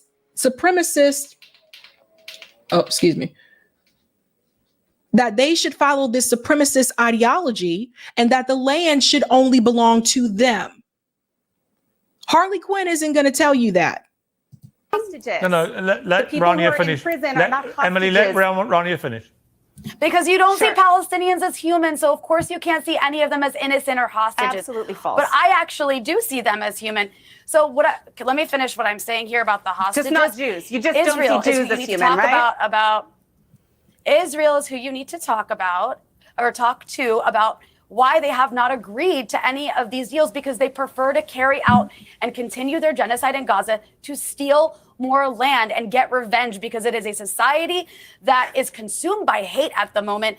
And I don't need to tell you that. You can just go look at the TikTok videos being put up by Israeli soldiers celebrating their criminality in Gaza every single day. And Rania, as well as the genocidal statements by Israeli officials. Rania, just to be clear, you don't think that Hamas are filled with hate for Jewish people or Israel, and you don't think they celebrated Hang on. Piers, and you don't think they... See how Piers Morgan brings it back to Hamas, because none of them want to acknowledge what Israel has been doing. Okay, let's take Gaza out of the equation for just 1 second. And let's look at the West Bank. Let's look at how Israeli settlers have been kicking Palestinian people out of their homes. That didn't start after October 7th. So for Piers Morgan, you care so passionately about this issue. Why aren't you willing to allow your guests to talk about what happened prior to October 7th? Why is it that every time they start to talk about the history, you want to interrupt them and you don't want them to finish what they're saying? It's propaganda that Piers Morgan is doing for a certain reason. Now, for Emily to sit up there and to say to Rania, oh yeah, you just hate Jewish people, whatever. Take a look at this picture. Hold on, let's fall back. We have Rania here and we have Emily. Let's pretend you did not know them at all. You never heard of them. Who do you think is going to have more issues? Who do you think is the one that is more likely that is going to have to deal with some type of oppression? Again, pretend you don't know them. You do not know them at all. This is the part that really pisses me off. Because Emily, honey, if you were walking down the street, there is nothing about you that would make me think that you are oppressed, because you are not. Nothing. You are not oppressed. We have to be very clear here. Israel is in power. They are the ones that occupy. They are the ones that control the resources. You are not oppressed. And we have to continue to say that. I think you know where I'm going here. Who do you think is going to be the one, if both of them are walking down the street, that is going to be more likely to deal with it? Thank you. And you don't think they celebrated proudly by broadcasting a lot of it to the world what they did to those innocent people on October the 7th? You don't see that that's the same thing? I think Palestinians don't need to be like high on hate, because they've been occupied and slaughtered for 76 years. And any people, not just Palestinians, would respond to that angrily and would fight for their survival, including all the colonized people in the world who've ever had to fight for their survival. Okay. There's Historical parallels You here. answered I've the already question. made them. And Palestinians, and just like any human beings in the world, are always going to fight for their survival. Hold fire. Always wanting to interrupt when you bring up the word colonizer. We're going to move on to the next part here because, again, notice how he doesn't want Rania to finish what she is saying. Let's bring in this part here because she cooks it towards the end. Right now is that the top priority should be to end the genocide in Gaza. There is a genocide taking place. 13,000 children, more than 13,000, have been killed. You know, there's now something called wounded child, no surviving family in Gaza because of how many children are wounded with no surviving family. This has been a horror show in Gaza. Babies are being starved. Are we not watching the same videos? Are you all not seeing the mutilated children with amputated limbs crying without their parents? But out of interest, because of this ongoing slaughter? I am horrified by those scenes, but I'm really curious why you cannot express any horror for what Hamas did, given it was the same, if not worse. And they I can't remember you ever mentioning that you were horrified by those things. It seems like your fixation is getting your guests to admit that they need to condemn Hamas or whatever. But I don't see you horrified by what's happening to the Palestinian people. Proudly broadcast it. Because I think I it's a don't understand why distraction. you would expect Because I think anybody. you're- Hang on, let me ask you a question. Why would you expect anybody to express sympathy or empathy for what you're describing, given your utter refusal to express any for what Israelis went through on October the 7th? Pause. And thank you for mentioning that the same, if not worse. How is it the same? You have 1,200 people that were killed on October 7th. You have over 30,000 Palestinians that have been killed in Gaza. So how is it the same? Do you see how he is basically telling you without saying these words that a Palestinian life don't matter that much? We have to read between the lines. This is what Piers Morgan is telling you folks without really telling you that 30,000 Palestinians is the same as 1,200 Israelis. So it's like you have to have, it's almost like, you know how people say you have to overwin in order to win? It's like in order for the Palestinian people to be considered as equals to Israelis or just as people and not called animals, it's like they had to kill over 30,000 of them to be equal to 1,200 Israelis. Don't let that sneak by, guys. Don't let that sneak by. It's not the same. It's not worse.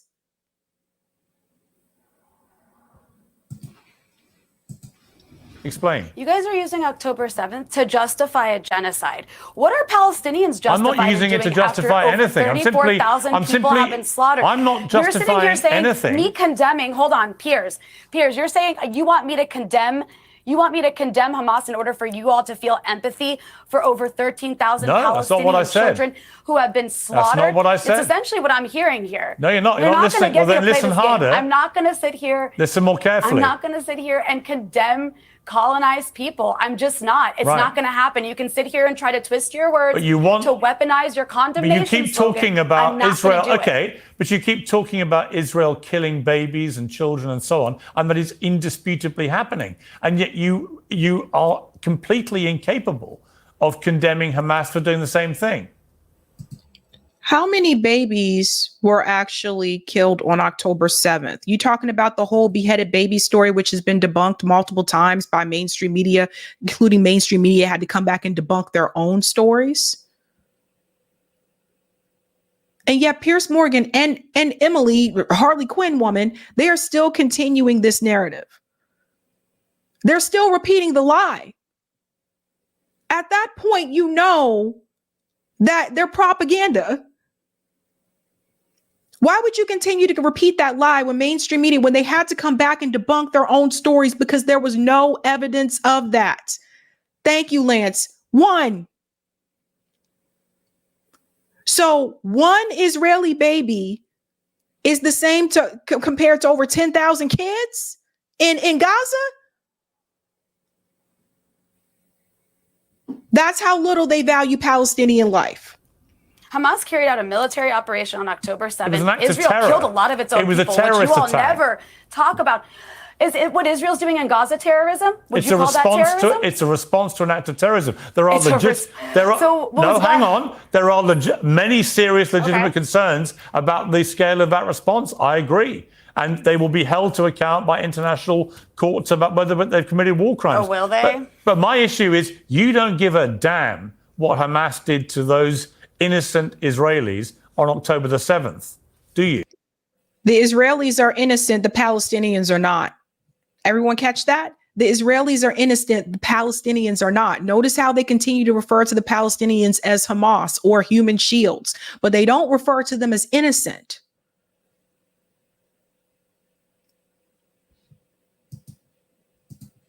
That's the heart of your position. 100 journalism professors at elite universities across the country are asking the New York Times to review their investigative reporting on October 7th. A lot of what we heard are lies. You don't talk about that on the show. Israeli media has reported on a lot of those lies too. Moreover, Piers, if you're going to say what Israel's doing is a response to October 7th, then could October 7th perhaps have been a response to what Israel's been doing to Palestinians, which nobody was covering on October 4th or October 5th or October 6th? What I hear here is no empathy for people undergoing a genocide. And I'm sitting here and you're asking me to condemn people who are fighting for their survival. Actually, I'm just asking you. Did you hear what she just did there?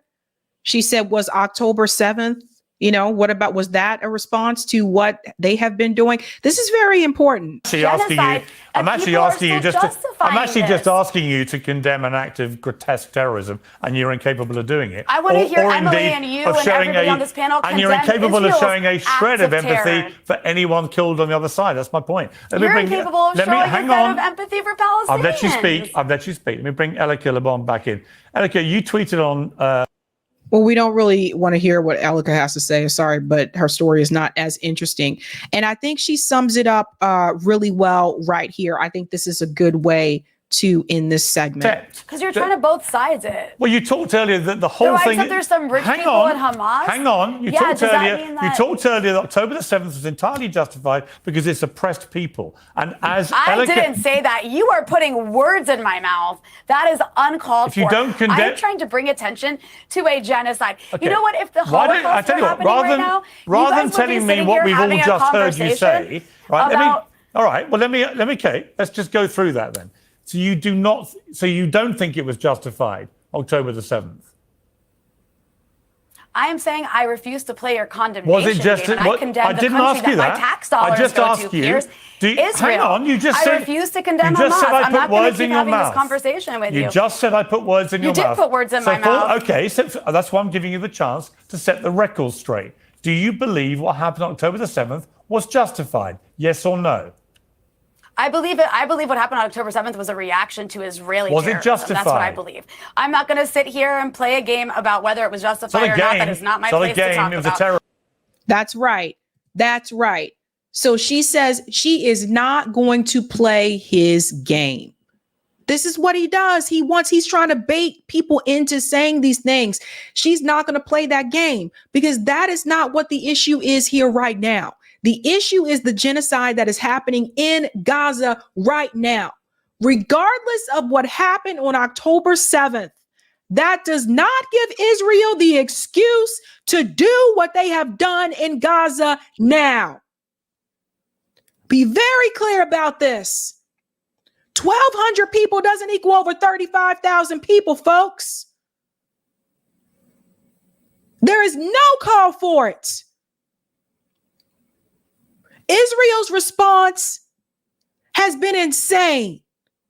What happened at that music festival, the response to that should not have been destroying all the universities, destroying all the hospitals, killing all those damn kids. That should not have been the response. And you cannot sit there and say that it is the same or even worse when you know damn well the numbers do not show that and the level of destruction does not show that? You're talking about a government that has arms and weapons that is coming from the United States and from Germany, by the way. Don't leave them out. They're number 2.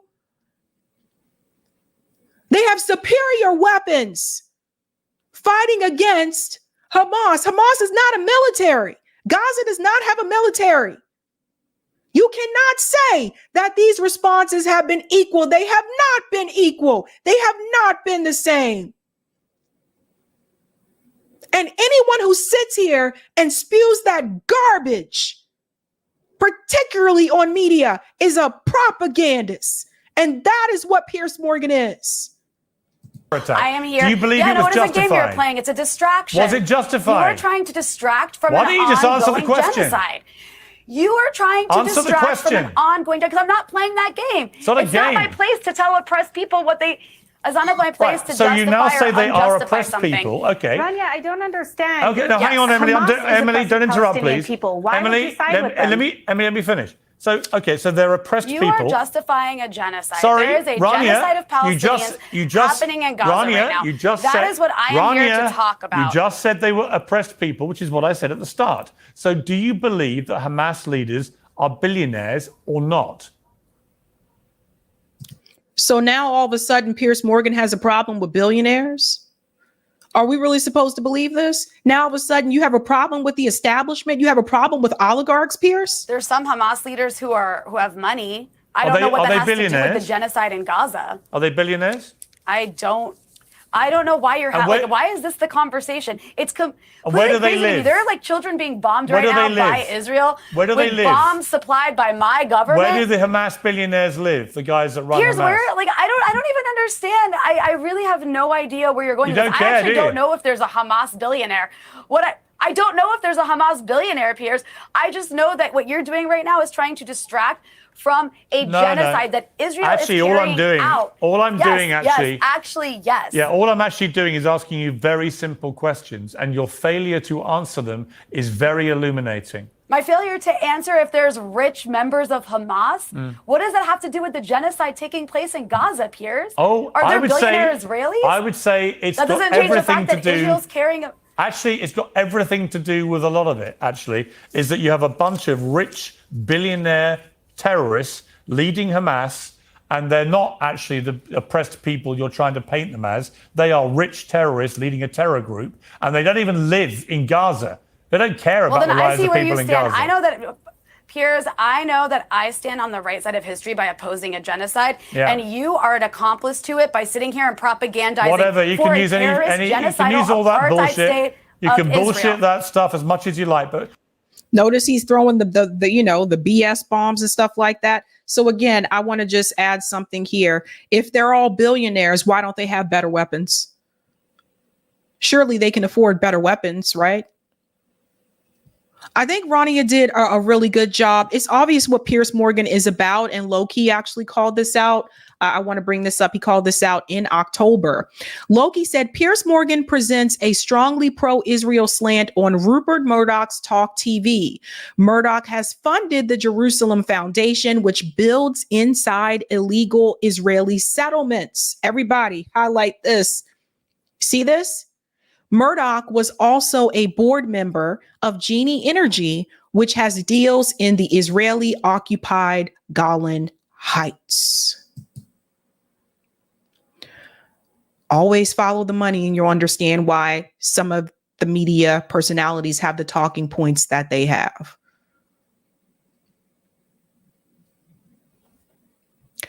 Money, money, money, money, money, money, money, money, money. So always follow that. Something Emily said there towards the end of that segment, she tried to slide it in. And she said, I don't know why you keep saying Israel is oppressing. Hamas is oppressing the Palestinians. You know, it kind of reminds me of when, particularly here, when we look at domestic issues, right? So we think about what's happening in foreign policy, and then we compare it to what's happening or what has happened in the United States. When I hear people in the United States say, well, I don't know why you're blaming white people, for the reason why these Black communities and these Black schools are underfunded, I mean, it's Black people in those communities that have the money that are actually oppressing the people there. People say things like that. They're trying to take the blame off of a certain group that is in power. And they're trying to make it seem like the group that is not in power is actually to blame. We have to make connection between foreign policy and domestic policy. Some of the things that you see happening right now abroad already happened in this country, just with different groups of people. So we cannot be fooled by the words that Harley Quinn is saying. You have to be careful with it. You got to watch that. People try to slide things like that in, and they try to blame the actual people that are oppressed and the people that are, have the under-resourced for schools and facilities and bad drinking water. They try to blame those people instead of the people that are in power. When you talk about Flint, Michigan, and you talk about the dirty water, are you going to blame the working class residents of Flint for the reason why they had the dirty water? Or are you going to blame the people that were in power that made it possible in the first damn place? That's how I want you to think about it. We're going to start into the Louisiana ballot measures. We will do call in right after the show. I think I'm just going to do the first one. We'll just do the first one tonight, and then we'll do the rest of them over the week. Because I do want to start on time. I want to try to start the call in on time. I actually already read the intro for Louisiana. So ballot measures, again, as I told you guys before, this is something you can do. This is called direct democracy, where you go to the ballot to vote on certain questions for those of you that live in states that have ballot measures. And this is a way that you get your voice heard instead of trying to trust a politician to do so, right? So the first question for Louisiana 2023, Louisiana Amendment 1. Ban on private or foreign funding of election cost amendment. That was October 2023. So this measure was ratified by 72.56%. This is interesting. A yes vote supports prohibiting state and local governments from using funds, goods, and services donated by foreign governments and non-governmental private sources for the purpose of conducting elections. So what would Amendment 1 do? The amendment would prohibit funds, goods, and services donated by a foreign government or non-governmental private source for use in conducting elections. Specifically, it would add a provision to the Louisiana Constitution stating no funds, goods, or services donated by a foreign government or a non-governmental source shall be used to conduct elections unless provided for in the election code and subject to restrictions provided by general law. Do other states have bans on private funding for election administration? As of January 2023, 25 states had enacted legislation to prohibit private funding for election administration. According to the NCSL, these laws were enacted in 2021 or 2022. 21 of the 25 states that have enacted legislation restricting the use of private funds for election administration had Republican trifectas at the time of the enactment. The remaining 4 had divided governments. This is the first state constitutional amendment designed to ban private or foreign election funding. So this is a big deal. Little note here from Roger. Even in a state that appears red, but out of the 3 million plus registered voters, registered Democrats make up 39.61%, the GOP 33.35%, but independent, which has the swing vote power, 27.04%, hating corruption of elected officials is universal. So you guys see this? This is another example where independents actually can have power, particularly when it comes to ballot measures and corruption. Who supported this measure here? State Representative Blake Miguez, who's a Republican, organizations like Association of Mature American Citizens. What an interesting name. What if I create an organization called Association of Immature American Citizens? One of the arguments was the State Freedom Caucus Network has been working with the Louisiana Freedom Caucus, as well as the Election Integrity Network, to help build local awareness in Louisiana about this important amendment. It is crucial for election integrity in Louisiana to keep Zucker bucks and foreign money out of the realm of influence in America's election. Interesting, folks. Again, red state, right? Organizations, Democracy Docket, actually opposed this. Their argument was, should voters approve the ban in October, Louisiana will be the latest GOP state to enact such a ban. These measures are fueled by election conspiracy theories and could make chronic underfunding of our election office even worse. Yeah, that was not a good argument against it. There was no campaign money spent on it to support or oppose that measure. I'm sorry, that was not a good argument against it. Very interesting. All right, we are going to do Zoom call in tonight, folks. Eric's going to come on really quick. I'm going to take a quick break. I'll be back and I'll put the Zoom link in the chat. And Eric, I think we have some super chats. We got some chats. All right. All right, this is the part of the show where we give Sabrina a little break. She's going to start up the Zoom room, which is going to be our Zoom hangout. And that's where you all can join, and we can also give a listen to what you think, because we want to hear also what you think on all these issues. And you can talk about the stories tonight. What we had Piers Morgan, we had Seinfeld, we had Pelosi. So start thinking about what you want to say during the Zoom hangout. We'll be posting that Zoom link as soon as it's available. In the meantime, I'm going to read off some of these chats we got queued up. Thanks for this one, Roger Meadows. The time is right to push CBIs and abolition of parties. Yeah, I mean, I'm certainly all for it. You know, especially these ones that are about the money and the corruption. I think we can do a lot with CBIs, you know, for those things. And at the state level, you can do a lot with about campaign finance. You can do a lot about corruption. You can do ranked choice voting. There's good stuff to be had. So yeah, let's do those CBIs. Laughing my ass off. Harley Quinn is there. Yeah. That one's a trip. The poor oppressed blondie. Thanks for the super chat, Janice Anderson. West is running on a clone of No Labels in Colorado, I think.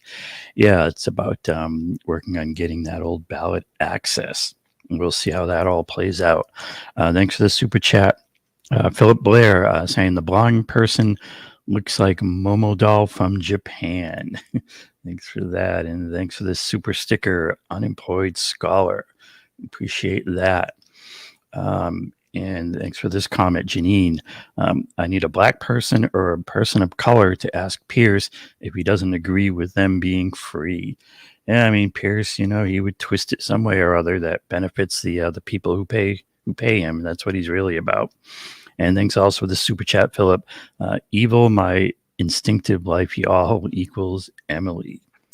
And thanks for the super chat, Jason B. Rania was cooking. Thank you for what you do, Sabby. Appreciate that, Jason. And I agree. Rania just really nailed it on that one. You know, both with her points, and both with just this sense of outrage of that, you know, these people can be on air and yakking and doing all this stuff and not be outraged by just what we see, what's obviously happening.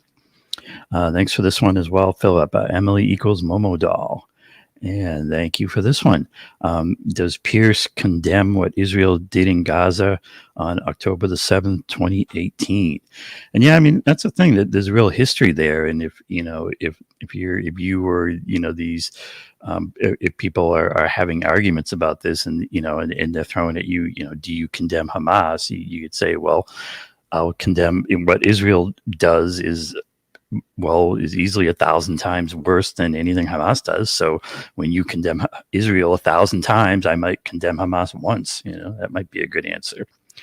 And New York Varsity Sports. Hi, Super Chat. Can I get a word in? I think New York Varsity Sports is Jason, who I think we'll see in the Zoom hangout, was fighting the YouTube censorship. Because YouTube has this mad censorship algorithm, and if you put in the wrong thing, it just kind of your chat just kind of doesn't make it through. But they don't even tell you it doesn't make it through half the time. It's censorship. Thanks for this one, Cordy. 4 versus 1 debate. Piers is an absolute fraud. Yeah, I mean he's keeping the grift going and serving those billionaire masters is what's the main thing for them. Thanks for this super chat. Unemployed scholar. False Zionist claim has stripped indigenous status of the Palestinians. Zionists call them Arabs from Jordan who migrated in the 7th century and thus not indigenous to the region and therefore can't be removed from the region. Yeah, I mean, they'll come up with every excuse. It's about, the whole propaganda game. And, as Sabrina said, the real thing to focus on is the power differential, who has all the power. With power comes responsibility. Case closed as to who's responsible in Israel. And thanks also for this one, Philip Blair. Newton's third law simply states that for every action, there is an equal and opposite reaction. Palestinian humans are part of the physical world too. Thanks for this super sticker, Jasmine Harrell. Appreciate that. Just have a few more here. Thanks for this one, QWERTY. Piers always calls Hamas genocidal. Hamas doesn't even have the power to commit genocide. They don't have control over their own airspace nor ports. Yep, it's that old power differential. Thanks for this one, Cool Blue. Is Pierce's career due to the Celebrity Apprentice? Yeah, I think Corey told me that Piers was like a winner on Trump's Celebrity or on the Celebrity Apprentice show. I don't know where that guy came from, but he's paid. And Jason B said Piers must be talking about the terrorist billionaires running Israel. Yeah, I mean, it's all, of course, a very silly argument. And so one quick thing I wanted to show here, the Jill Stein campaign actually dropped a platform today. And, we're not going to get into it in a big way. It's a pretty substantive platform, we'll say. There's a lot in there. But if you have a chance, I'd recommend going and checking it out.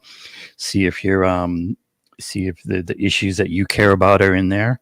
I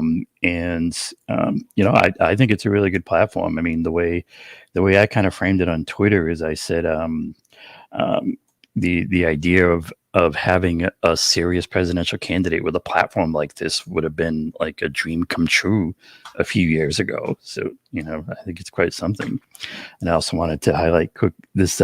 This was a good one. There's a representative in Western Massachusetts called Richard Neal, and he was given an honorary doctorate in kind of this neck of the woods out at Springfield College, which is in Western Mass. And suffice to say, he got protested. And I just said, good for these kids. Hello, everyone.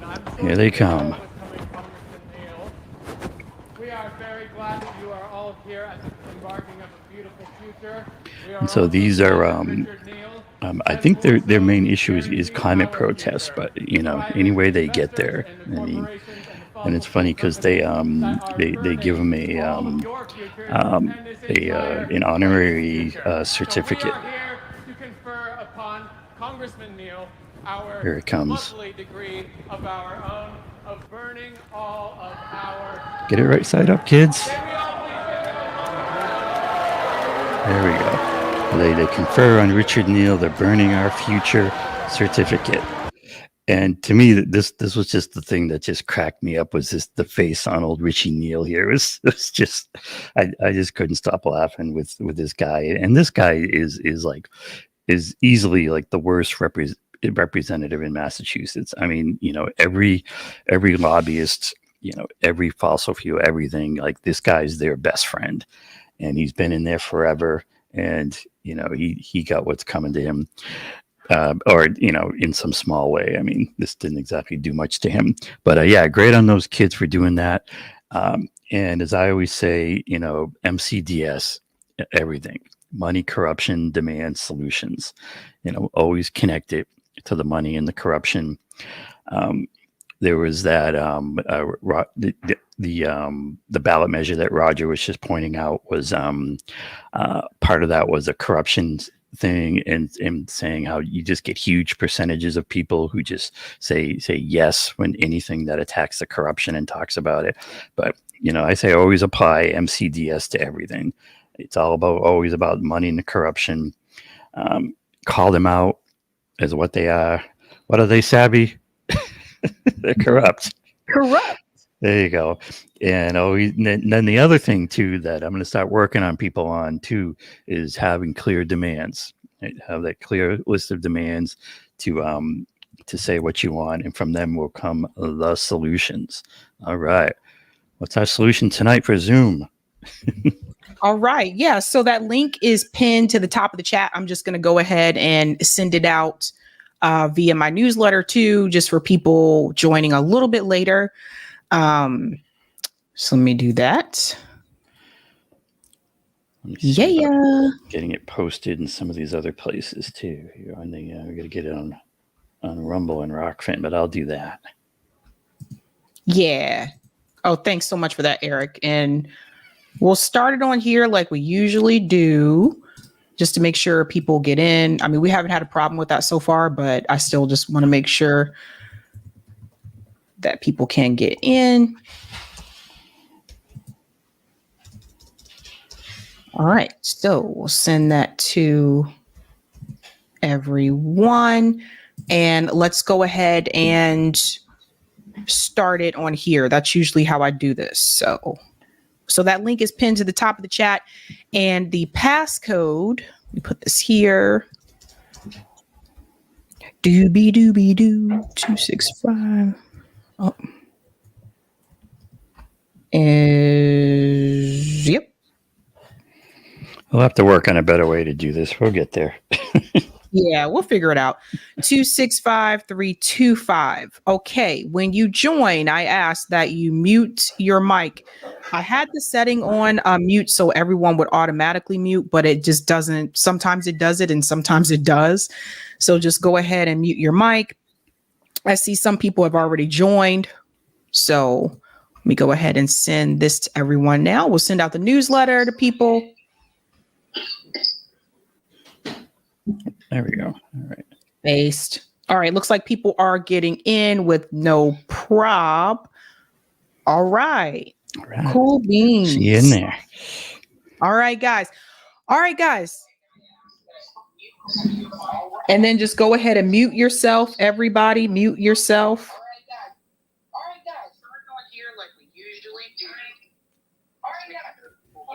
Great. If you want to transfer host to me, I can start muting people. Yeah, let's do that. Let me find you in here. And then we'll take care of that.